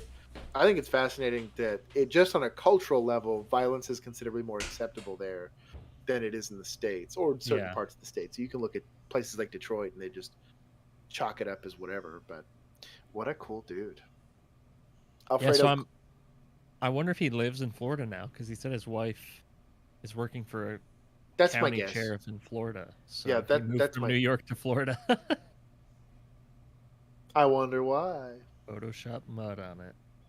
Yeah, we can do that. Producer Juan. Producer Juan's up here doing. You can put some fake mud on there. Let's see. Have you ever chased suspects who know parkour? All suspects know some version of ghetto parkour. Yes. I think the kid I caught. Just call it ghetto parkour. It's ghetto parkour. It's not as fancy. So like when people think of parkour, they think of like the professionals that do it. And it came from the parkour's French, but it came from actually it's a French police department, I believe, or law enforcement agency that invented parkour because it was a quicker way to get around. That's my understanding of it. But these guys are like athletes that figured out how to navigate urban terrain. The guys that we're doing are just hopped up on adrenaline or crack and running. Yeah. I chased a kid was the worst foot chase I was ever in my life. And unlike Bill, my body cam did not kick on that for that because not of how fast it was. I ran collectively because I measured it out on a map. My body cam died halfway through it. I think it was like almost a mile and a half that I ran collectively.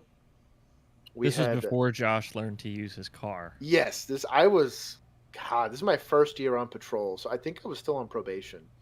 So we have 8 months of academy. You have about 5 months of FTO or PTO, however you want to call it, just field officer training, and then you get 6 months after that of probation, and that just means that they kind of go through your police work as you're doing it by yourself with a fine-tooth comb.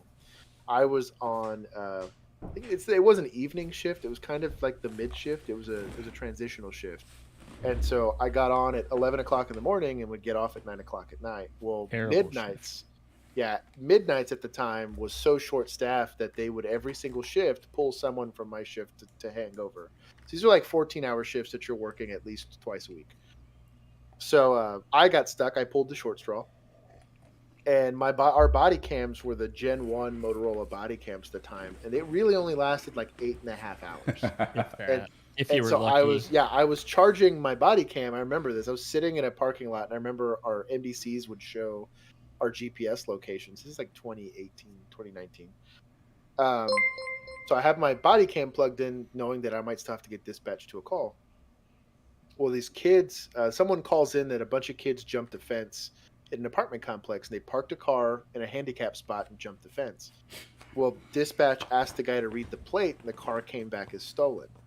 And so, so we're all going over to this apartment complex to figure out where these kids are. And I, like an idiot, got stuck on the perimeter, which I was fine with because I was 13 hours into, or no, it was less than that. It was like 12 hours into a 14-hour shift.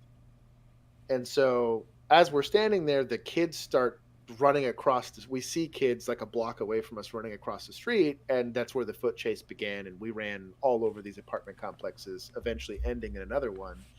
And of the like 14 officers that were there, I was the only one that caught anybody of these 4 kids that were there. And he happened to have the key to the car that was stolen that was in there. And I think they ended up kicking it. They were burglarizing apartments, but he knew parkour. I caught him on the roof of an apartment complex. It was like a 3-story apartment complex. And he finally got tuckered out and was tired from running. And I was gassed. I was like, bro, I'm not chasing you anymore. Right. But I got lucky, and I almost got written up because I threatened to tase him if he tried to fight us, and he was on the roof, which would have been a very big no. Because I wrote it in my report that I because it's a use of force at the time to threaten him with a taser. And he came down, and he was really cooperative, and I had a Southside unit that helped me take him into custody. And my lieutenant was reading the report. He's like, "Did you really threaten him with a taser on the roof?" And I was like, "Yeah." And sure enough, like 2 weeks later, we got a GEOS update that you're not allowed to threaten somebody with that taser on a roof. But it is what it is. Yeah, it is what it is. That is the one time I chased after somebody that knew. I call it ghetto parkour. So Fox reminded me we have a couple of questions on Discord. So after the federal one, Michael 1171 asks, okay, now I just joined, but I do actually want to become a SWAT member. How can I make that possible? I'll tell you right now, from the SWAT standpoint, is most SWAT. So here's the thing about SWAT. SWAT's one of those units where either they like you or they don't like you. And you could be an awesome cop, and they're not going to like you. And you could be the laziest cop, and they like you. Yep. You got to find out what your team, where you're working, what they're looking for. And remember, SWAT's just not all about being big muscle guys and stuff like that. SWAT has different missions, and so they have people who are breachers, they have people who are scouts. And depending on your department, where you're going, what their minimum qualifications are, you got to meet up with that. But I'm with Bill on, you better be a hell of a shooter, because it's at SWAT school. If you don't, you can get kicked out of SWAT school for not doing the range qualification, which is freaking tough, because it's not your normal like shooting qual. It is way harder. Yeah. I remember, and if you're not proficient, both with even full auto, because full auto, man, they're making you do a 3-round burst, and you got to make sure none of those are off paper. And then you got to be physically fit. but also too, you gotta have a good head on your shoulder, because remember, you have your even though we have master grip, you have your gun pretty much your muzzle on someone's back the entire time you're going through rooms, and but training. I'm gonna say training, educate yourself, and just try to be the best cop you can. Yeah, if you just became a cop, don't even stop worrying about SWAT right now. Yeah. Good point, Give Bill. it 5 years. Good point. You need to learn how to be a great cop before any SWAT guy is going to trust you to go on a call with them. And I'll kind of say this too: is do your job and do your job well. I think a lot of, and I'm glad he mentioned this. Reputation goes a really long way when it comes to specialized units, and even Constantine was talking about this, that they look at your metrics. They try to see how many arrests you're getting into, and a lot of that comes down to your reputation as an officer. And it's if you have a shit reputation, you might get promoted, but you're not going to go into a specialized unit. If it makes sense. You got to think, cops love to talk to other cops. Agreed. So even if you don't think that what you might have messed up got around, I bet the SWAT guys are buddies with guys on your shift. Yeah. And if you continuously are making mistakes, or you're lazy, or you're just not good at it, that's going to be your reputation to those kind of guys that you're trying to get in good with. Agreed. Because I'll tell you right now, there's people who were on our SWAT team that were there for a few months and they were gone, and they weren't gone because of they were gone more for personality issues than anything else. So let's see here. What is the weirdest call you have been on? Quite curious. Here's the thing. Go ahead, Bill. Go ahead. I've got this. All right, cool. I don't know if I've told you this story yet, Chris. So I was working midnights. I was fresh off probation, so I was always looking to get into something. And we had, the side of town I was working had like 4 parks, and every park either closed at 10 p.m. or midnight.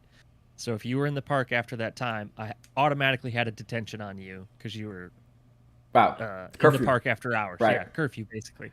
So I automatically had a detention, and I worked from 9 p.m. to 7 a.m. So I would always check the parks at like 1, 2, 3 in the morning.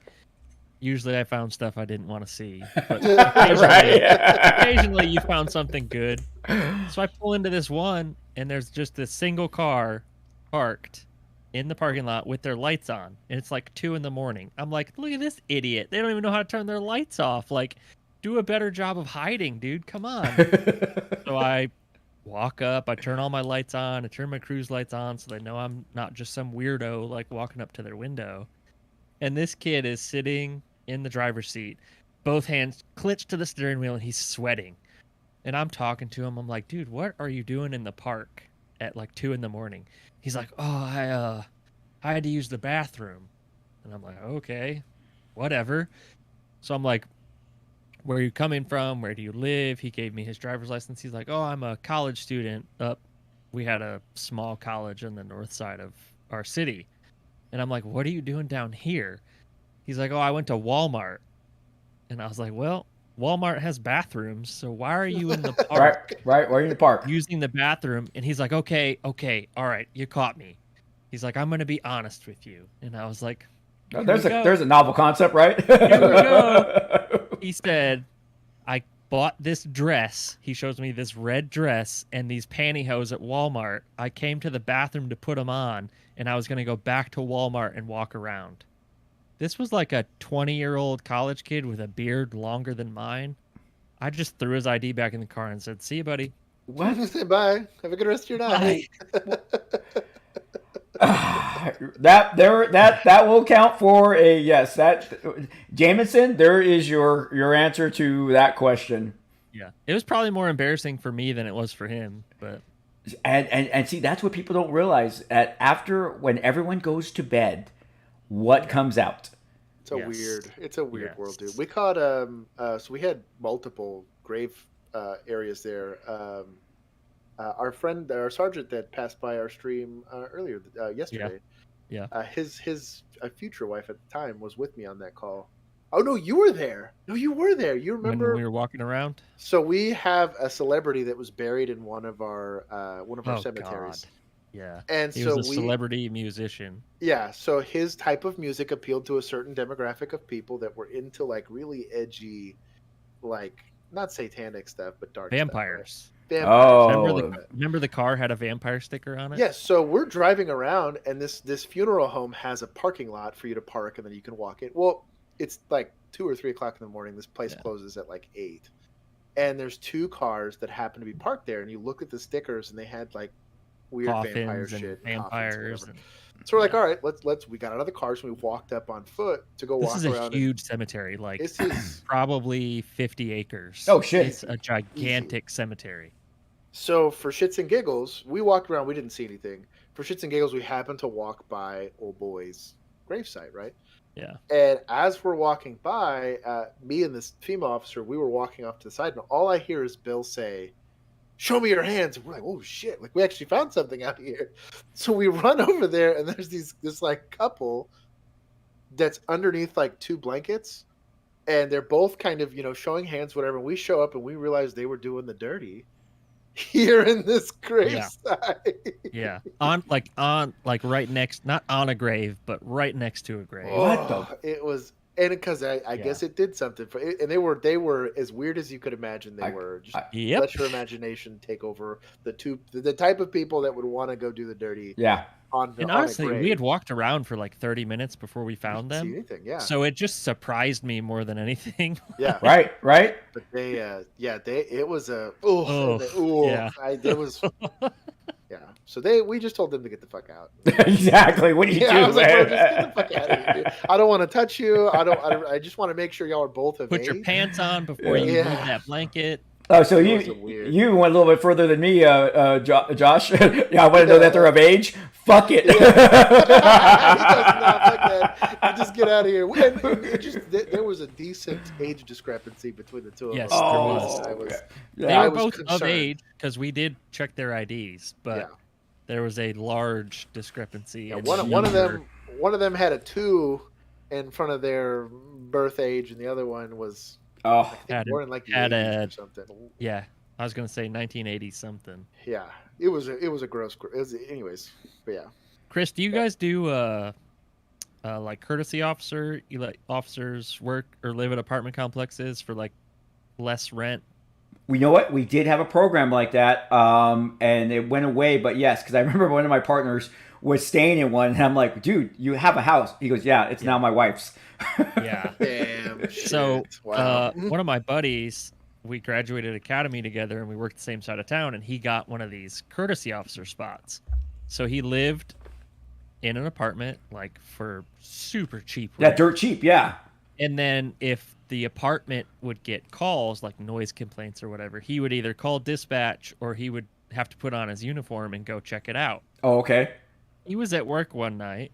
He became a gang detective, and he was at work, and he's like, "Hey man, the apartment just called. There's a noise complaint at the pool. It's like midnight." He's like, "Can you please go check it out for me so I can tell them that it's all clear?" And I was like, "Yeah, dude, no problem." So I go. He gives me the little gate code, the walk-in gate code or whatever, and I walk over to the hot tub, and I can hear like yelling and hollering like kids, And I walk over, and there's 5 girls butt naked in the hot tub. This is a hot tub in the middle of an apartment complex. Right, like in the center, right? My body camera's on, and there's like these 5. I don't know how old they were. I didn't check their IDs. I was like, oh my God, I need to leave. I called him, and I bitched him out so hard. I was like, don't you ever ask me to do this ever again. I was like, that's all I need is a complaint from like some 16-year-old. Right. Like, this officer saw me naked. Oh God. Yeah, you're not going to survive that IA, no matter body cam footage or not. No. You're and luckily, I was far enough away from them when I said police that they all like scattered. Oh, that's too funny. Let's see. I will never forgive him for that. I wouldn't either. Fucking put you in that situation. Like, let's see. Not a banned account says, how often do you wield handguns on duty? You don't. Every day. Yeah. Okay, you have your backup, but you're not going to pull out your handgun and your backup. I want to have a good, solid shooting platform if I have to actually take someone out. if it makes you feel any better, if a flashlight counts, every time I got into a use of force on mids, Yeah, it was dual wielding. I had a flashlight in one hand and a gun in the other. Flashlight counts. Hey, do you know? I don't think I shared this with you guys. Do you know what we still carry at our department? What? Leather saps. Stop. Really? For real? Yes.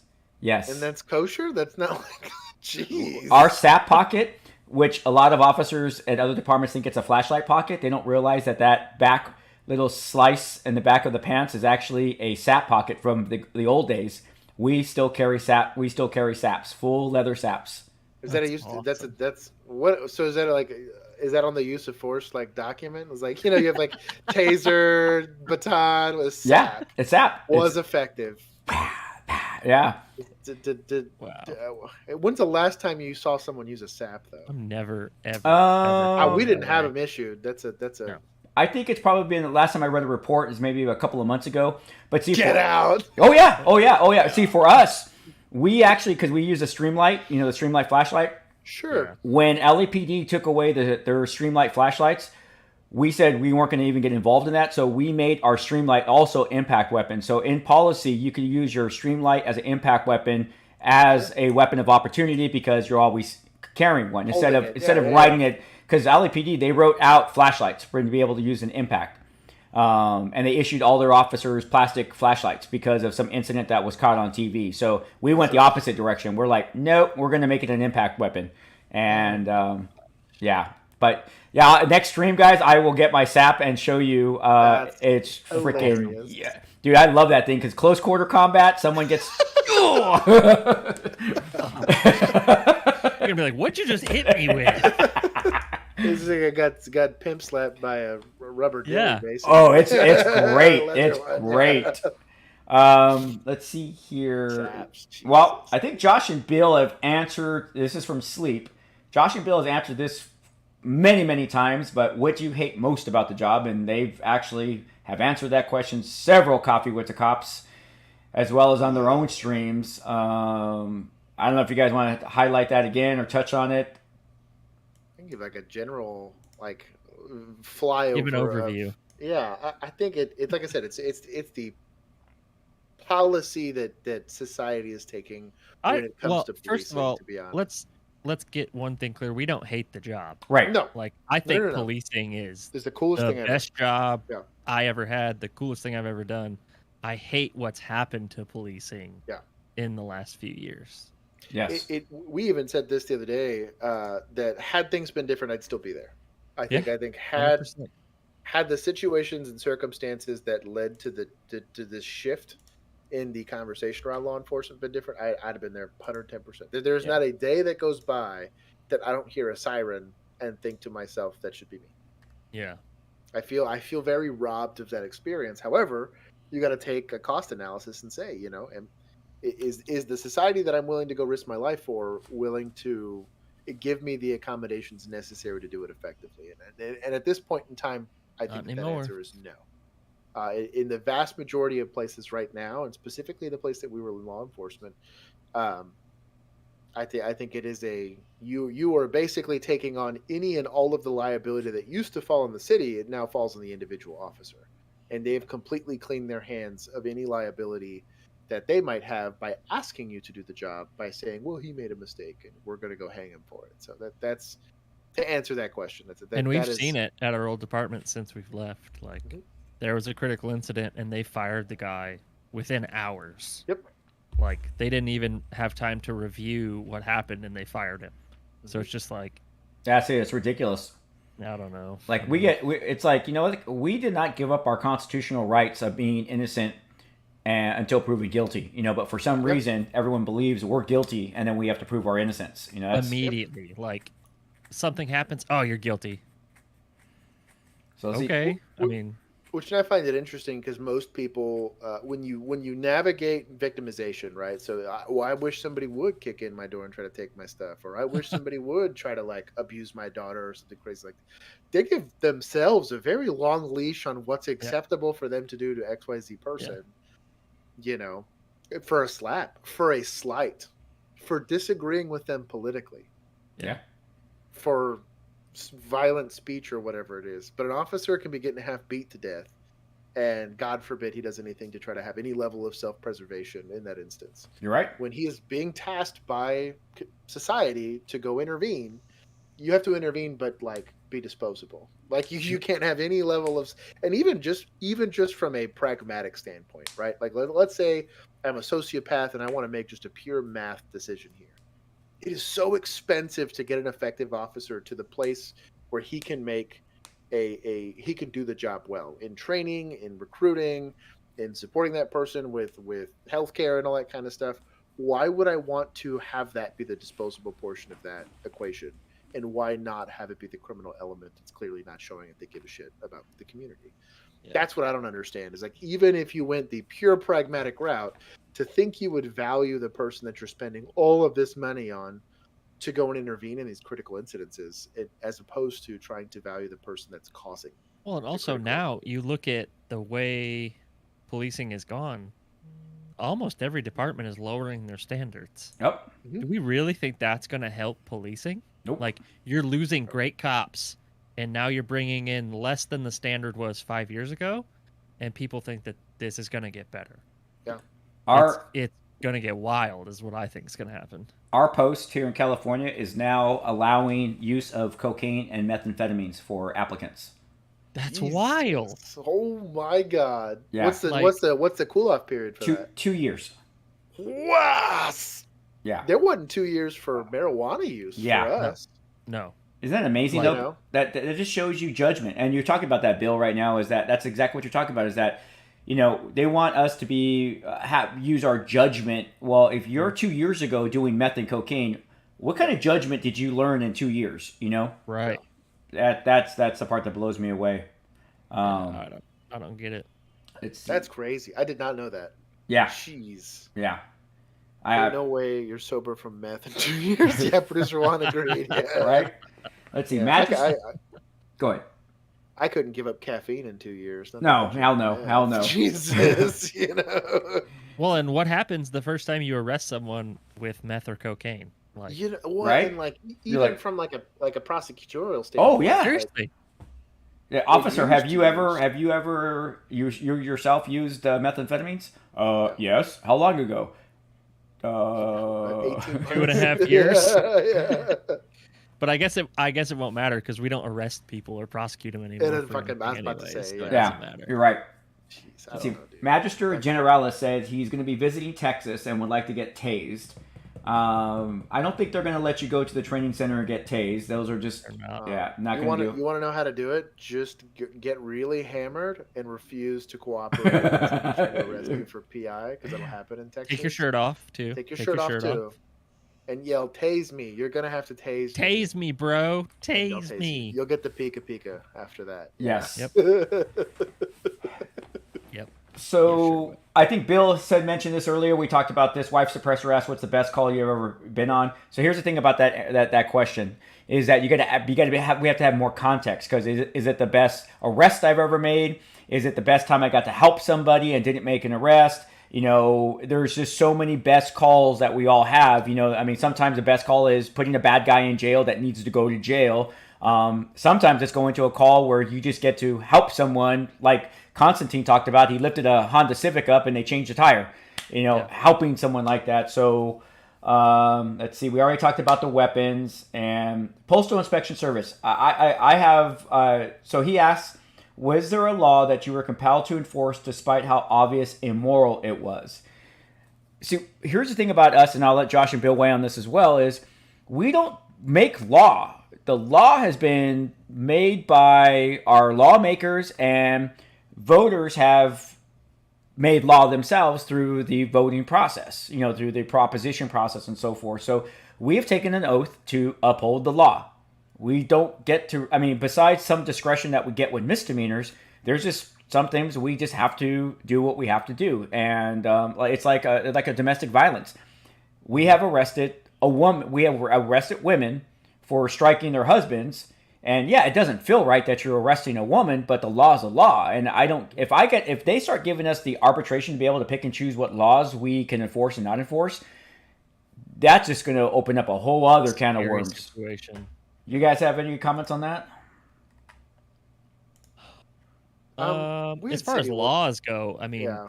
it's one thing for policy, because like our department had some policies that I used discretion on when we weren't supposed to use discretion, like Hashtag towing same. people's cars. Yep. But as far as laws go, I mean, if there's a law that you think is wrong or immoral, you don't need to talk to police about it. You need to talk to your local government officials or your state Yeah. officials or whatever. But cops, like, if cops are going out and not enforcing the law, then what do you really have them there for? Like, just because you think it's immoral doesn't mean that there's something wrong with the law. And the police can't just go out and say, you know what, I don't feel like this today. Like, I know you stabbed someone, but I don't feel like arresting you for it today. So no big deal. You have instances, for instance, like if you have somebody that's sexually assaulted a minor, right, and then what comes of that is an aggravated assault from the parent onto the suspect, right? I have to take that person. I mean, that's aggravated assault. Yeah. You're right. Like that. It feels shitty, but ultimately, if you want a fair and impartial application of the law, there's going to be a lot of times where you as an officer don't feel good about how it plays out. That's A the lot best. of times. That's the best There's example. a lot of arrests that Yeah. I made that I was not like. I had one where my sergeant was like, "Listen, you're taking this person to jail," and I felt so like crappy about it. Yeah. But at the end of the day, he explained it to me. He's like, technically, they broke this law. Mhm. Okay, I get it. This is the road we're going down. But And you know what's funny, Josh, about your example is I have found that DAs will usually in those instances, because it goes to their level, they'll do the decline to file because of the heat of the moment or that type of stuff. So that's the cool part about that. So even though they get arrested, doesn't mean they're going to be convicted. It just means we arrested them for said crime, and the DA has they have the ability to be able to look at all the circumstances. We just don't. Yeah, because I think people think when they get arrested, like, if they see someone get arrested, they're like, oh, that person's life is over. Not necessarily. They could get arrested and then literally nothing happened from it. Exactly. So. And yeah, that's what people forget is that. And here's the other funny part about even going with the DA stuff is a lot of people don't realize as well is that I love when people say, what does someone have to do? Die around here for you to do something? It's like, no. See, we've been making the arrests, but it gets to the DA's office, and whatever political motivations are going on there, they're declining to file. So your argument is with the DA's office. It's not with us. We're making the arrests. It's like that GTA thing I was telling you about. We arrested a guy 3 times in the same night for GTA. We released him. He committed another GTA. We released him. And on the third GTA, we called the judge and say, hey, look, he's already done. We've already released him twice. If we release him a third time, he's going to steal another car. Can we get a hold on him? And finally, the judge said, yeah, I'll go ahead and give you a hold. But that's a shit we're dealing with here in California. Crazy. Yeah. That's insane. And I think that, and I had a kid, and I'll never forget this. And I had the mindset, and it was a very civilian mindset, that we believe in second, third, fourth, and fifth chances, and that we want people to rise above their situation. And I had a kid, and he was, I think, 15 or 16 at the time. I think he was 16. To rise above their situation. He goes and punches mom, and punches dad, and jumps out of a second-story thing and takes off and runs. And I had wised up and used my patrol car as opposed to try to get in a foot chase with a aggravated 16-year-old that plays football. And he runs, and finally I catch up to him, and I'm like, hey, like, bro, you can't hit your parents. Like, you're going to go to... We had a juvenile detention center there in the county that we worked in. And so when we went to go arrest him, I didn't want to hurt him. I mean, I'm like 100 pounds bigger than this kid is, because he's only 16. He's fighting, and he's doing whatever, and we finally gently take him into custody, right? And in doing so, because I didn't decide to, body slam this kid into the pavement or whatever, I ended up cutting my hand. And I said, this is resisting arrest causing injury to an officer in Texas. I told him this. I turned my body cam off just so my body cam wouldn't capture this. I said, this is a felony, dude. I was like, if the DA decides to take it, this is a whole screw. It's going to fuck up college for you. It's going to fuck up the military for you. You have no options after this. Right. I said, I'm not pressing this charge because I want you to get. I don't know what your dad is like. I don't know what your mom is like. I don't know what your situation is. Whatever. And I thought I did something good. I really did in my mind. And maybe in different set of circumstances, I did do something that good. That kid got out less than a year later and murdered a kid at 18. Same kid. that I gave the chance and I thought I was doing something good on. And I remember feeling good about it. I remember thinking to myself, I really gave that kid a chance. I talked about, because he was complaining about his home situation, I explained how to self-emancipate from your parents if that was really the issue. I explained that he could talk to a recruiter about this. I gave him all the answers. I did all of the work a social worker would have normally done in that instance. And it didn't matter. You're right. And so I think that the situation that law enforcement is posed with, more oftentimes than not, is like almost unfixable by where we're standing from. But we're stuck holding the bag oftentimes. And again, the third time that you're arresting a guy for Grand Theft Auto, if he's running every single time, the amount of exposure and risk you're taking as an officer to go and chase that guy. We were just watching a pursuit that happened in New Mexico. This guy got shot at multiple times while just chasing he can't let him go. Yeah. You literally have to go get him. You are not allowed to terminate that pursuit, no matter what. And he's over here. He's just waiting for that magic BB to go right through that windshield and hit him in the face, and he dies. And it's a very weird headspace that I think a lot of civilians will never understand because they've never had to take that risk, and they've never gone through all of the trouble to finally catch the bad guy, just to have it, go sideways on you. So that's yeah. Wow, that was. Oh, well, gentlemen, do you guys have any closing remarks as we close off our coffee with the? We got to get Constantine back, man. For sure. Yeah, I need more stories. I want him on like we'll do like the rookie breakdown or some shit. We got to find some NYPD stuff and we'll get him to talk about NYPD stuff. That would be cool. He's gonna be like Blue Bloods, dude. Oh, there you go, Blue Bloods. We'll pull on clips and we'll do it like we do our Thursday streams where we break down like clips. Make him watch or whatever. a clip and break it down. Yes. Yeah, he's like, no, this is not real. You've got to use hands. Why is he pulling his gun out? Oh, crazy. And it's so funny because he's what I love about Constantine was he's just like so matter of fact, right? It's just yes, like nope, it's blue. It's like, yep. Oh yeah, 100%. Oh my gosh! All right, hey guys, I'm gonna let you guys do your outros. I'm just gonna do my quick outro and then. Sure. Hey, ladies and gentlemen, boys and girls, thanks for joining us on this episode of Coffee with the Cop. As you guys know, I got to get ready and go to work. Bill is taunting me with his retirement Hawaiian shirt. I know exactly why he's wearing it. I was going to try to ignore it. Got a nice bright one for you. As soon as I jumped onto the stream and I saw his shirt, I was like, mother. But it has been awesome. I love Coffee with the Cops. As you guys know, this has evolved this year, and we're going to keep it going. Fox is doing a great job of getting us guests. I know producer Juan's working on stuff as well, and without those two guys, none of us would be successful sitting here. That is for sure. And what's cool is, like I said, you guys know, is that we are really just kind of marrying up together a bunch of good retired and active Leos, and it's just been awesome, and it's only going to get better because the community is just growing bigger and bigger, and that's the cool part. All I ask from my community is that you head on over to Only Cops, Sternal Jet, and SWAT Theory, and you show them the same love you showed me. If you guys want, like I said, you guys have been asking me to do breakdowns. I'm not a big breakdown type of guy, and the reason why is I can't say what I want to say. That is part of the problem, and these two gentlemen know that. So if you really want a good perspective of breakdowns, you got to go over to their channel, because I watch their breakdowns and they're spot on, and they get to say what they want to say because they are retired and they're allowed that latitude to be able to finally do it. And they're pretty much saying what all of us want to say. So definitely head on over there. You want those breakdowns. If you're a Twitcher, head on over to Nightcop35. He does breakdowns as well. He does it from a whole different perspective while smoking a pack of cigarettes, and he's hilarious.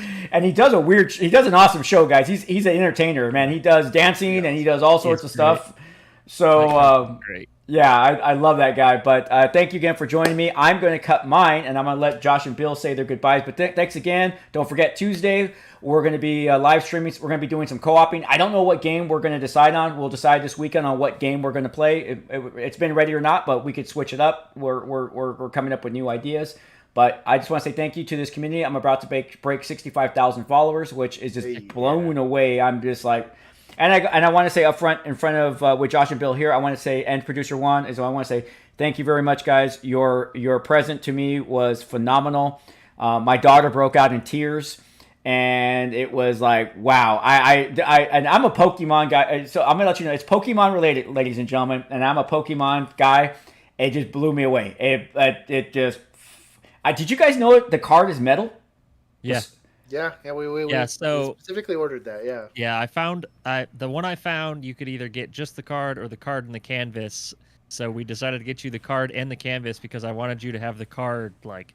I figured the card would sit somewhere near you on the desk, and then the canvas could go wherever. Oh, it is. We're just glad it turned out good. Like, it is. Glad the picture came out good. It's beautiful. It's beautiful, and you guys are gonna see it. I'm gonna do a community post today. It's gonna be on my Instagram. I'm gonna do a quick short YouTube short on it. It is like it's phenomenal. I can't wait to show it. But yeah, so I'm done, ladies and gentlemen. I gotta get ready for work, but I'm gonna give Josh and Bill the time to say goodbye. Thanks again, everyone. Peace out. Well, thank everybody for joining us here on Coffee with a Cop, or Coffee with Cops now. Yeah. We want to give a big, super cool shout out to Constantine. He was super awesome. Yeah, that dude's awesome. Obviously, go check out Night Cop. I don't want to reiterate or walk over the path that Chris already laid out. We do YouTube on Only Cops. Just look up Only Cops. You'll find us on YouTube. You'll find us on TikTok, where we do a bunch of stupid skits, and then on Instagram. We have a Facebook. I just don't often post on there. We have a Twitter now too. Yeah, if you want to be part of this conversation, we do have a Twitter. We go tweet now. If you want to tweets. be part of the bigger discussion, there's a Chris the Cop Discord, which I believe they should have ties to in there in the chat there. And if you want to join our Discord, it is through our Patreon. It's as little as $1 a month. You can join us there and be part of our decision-making process for that kind of stuff.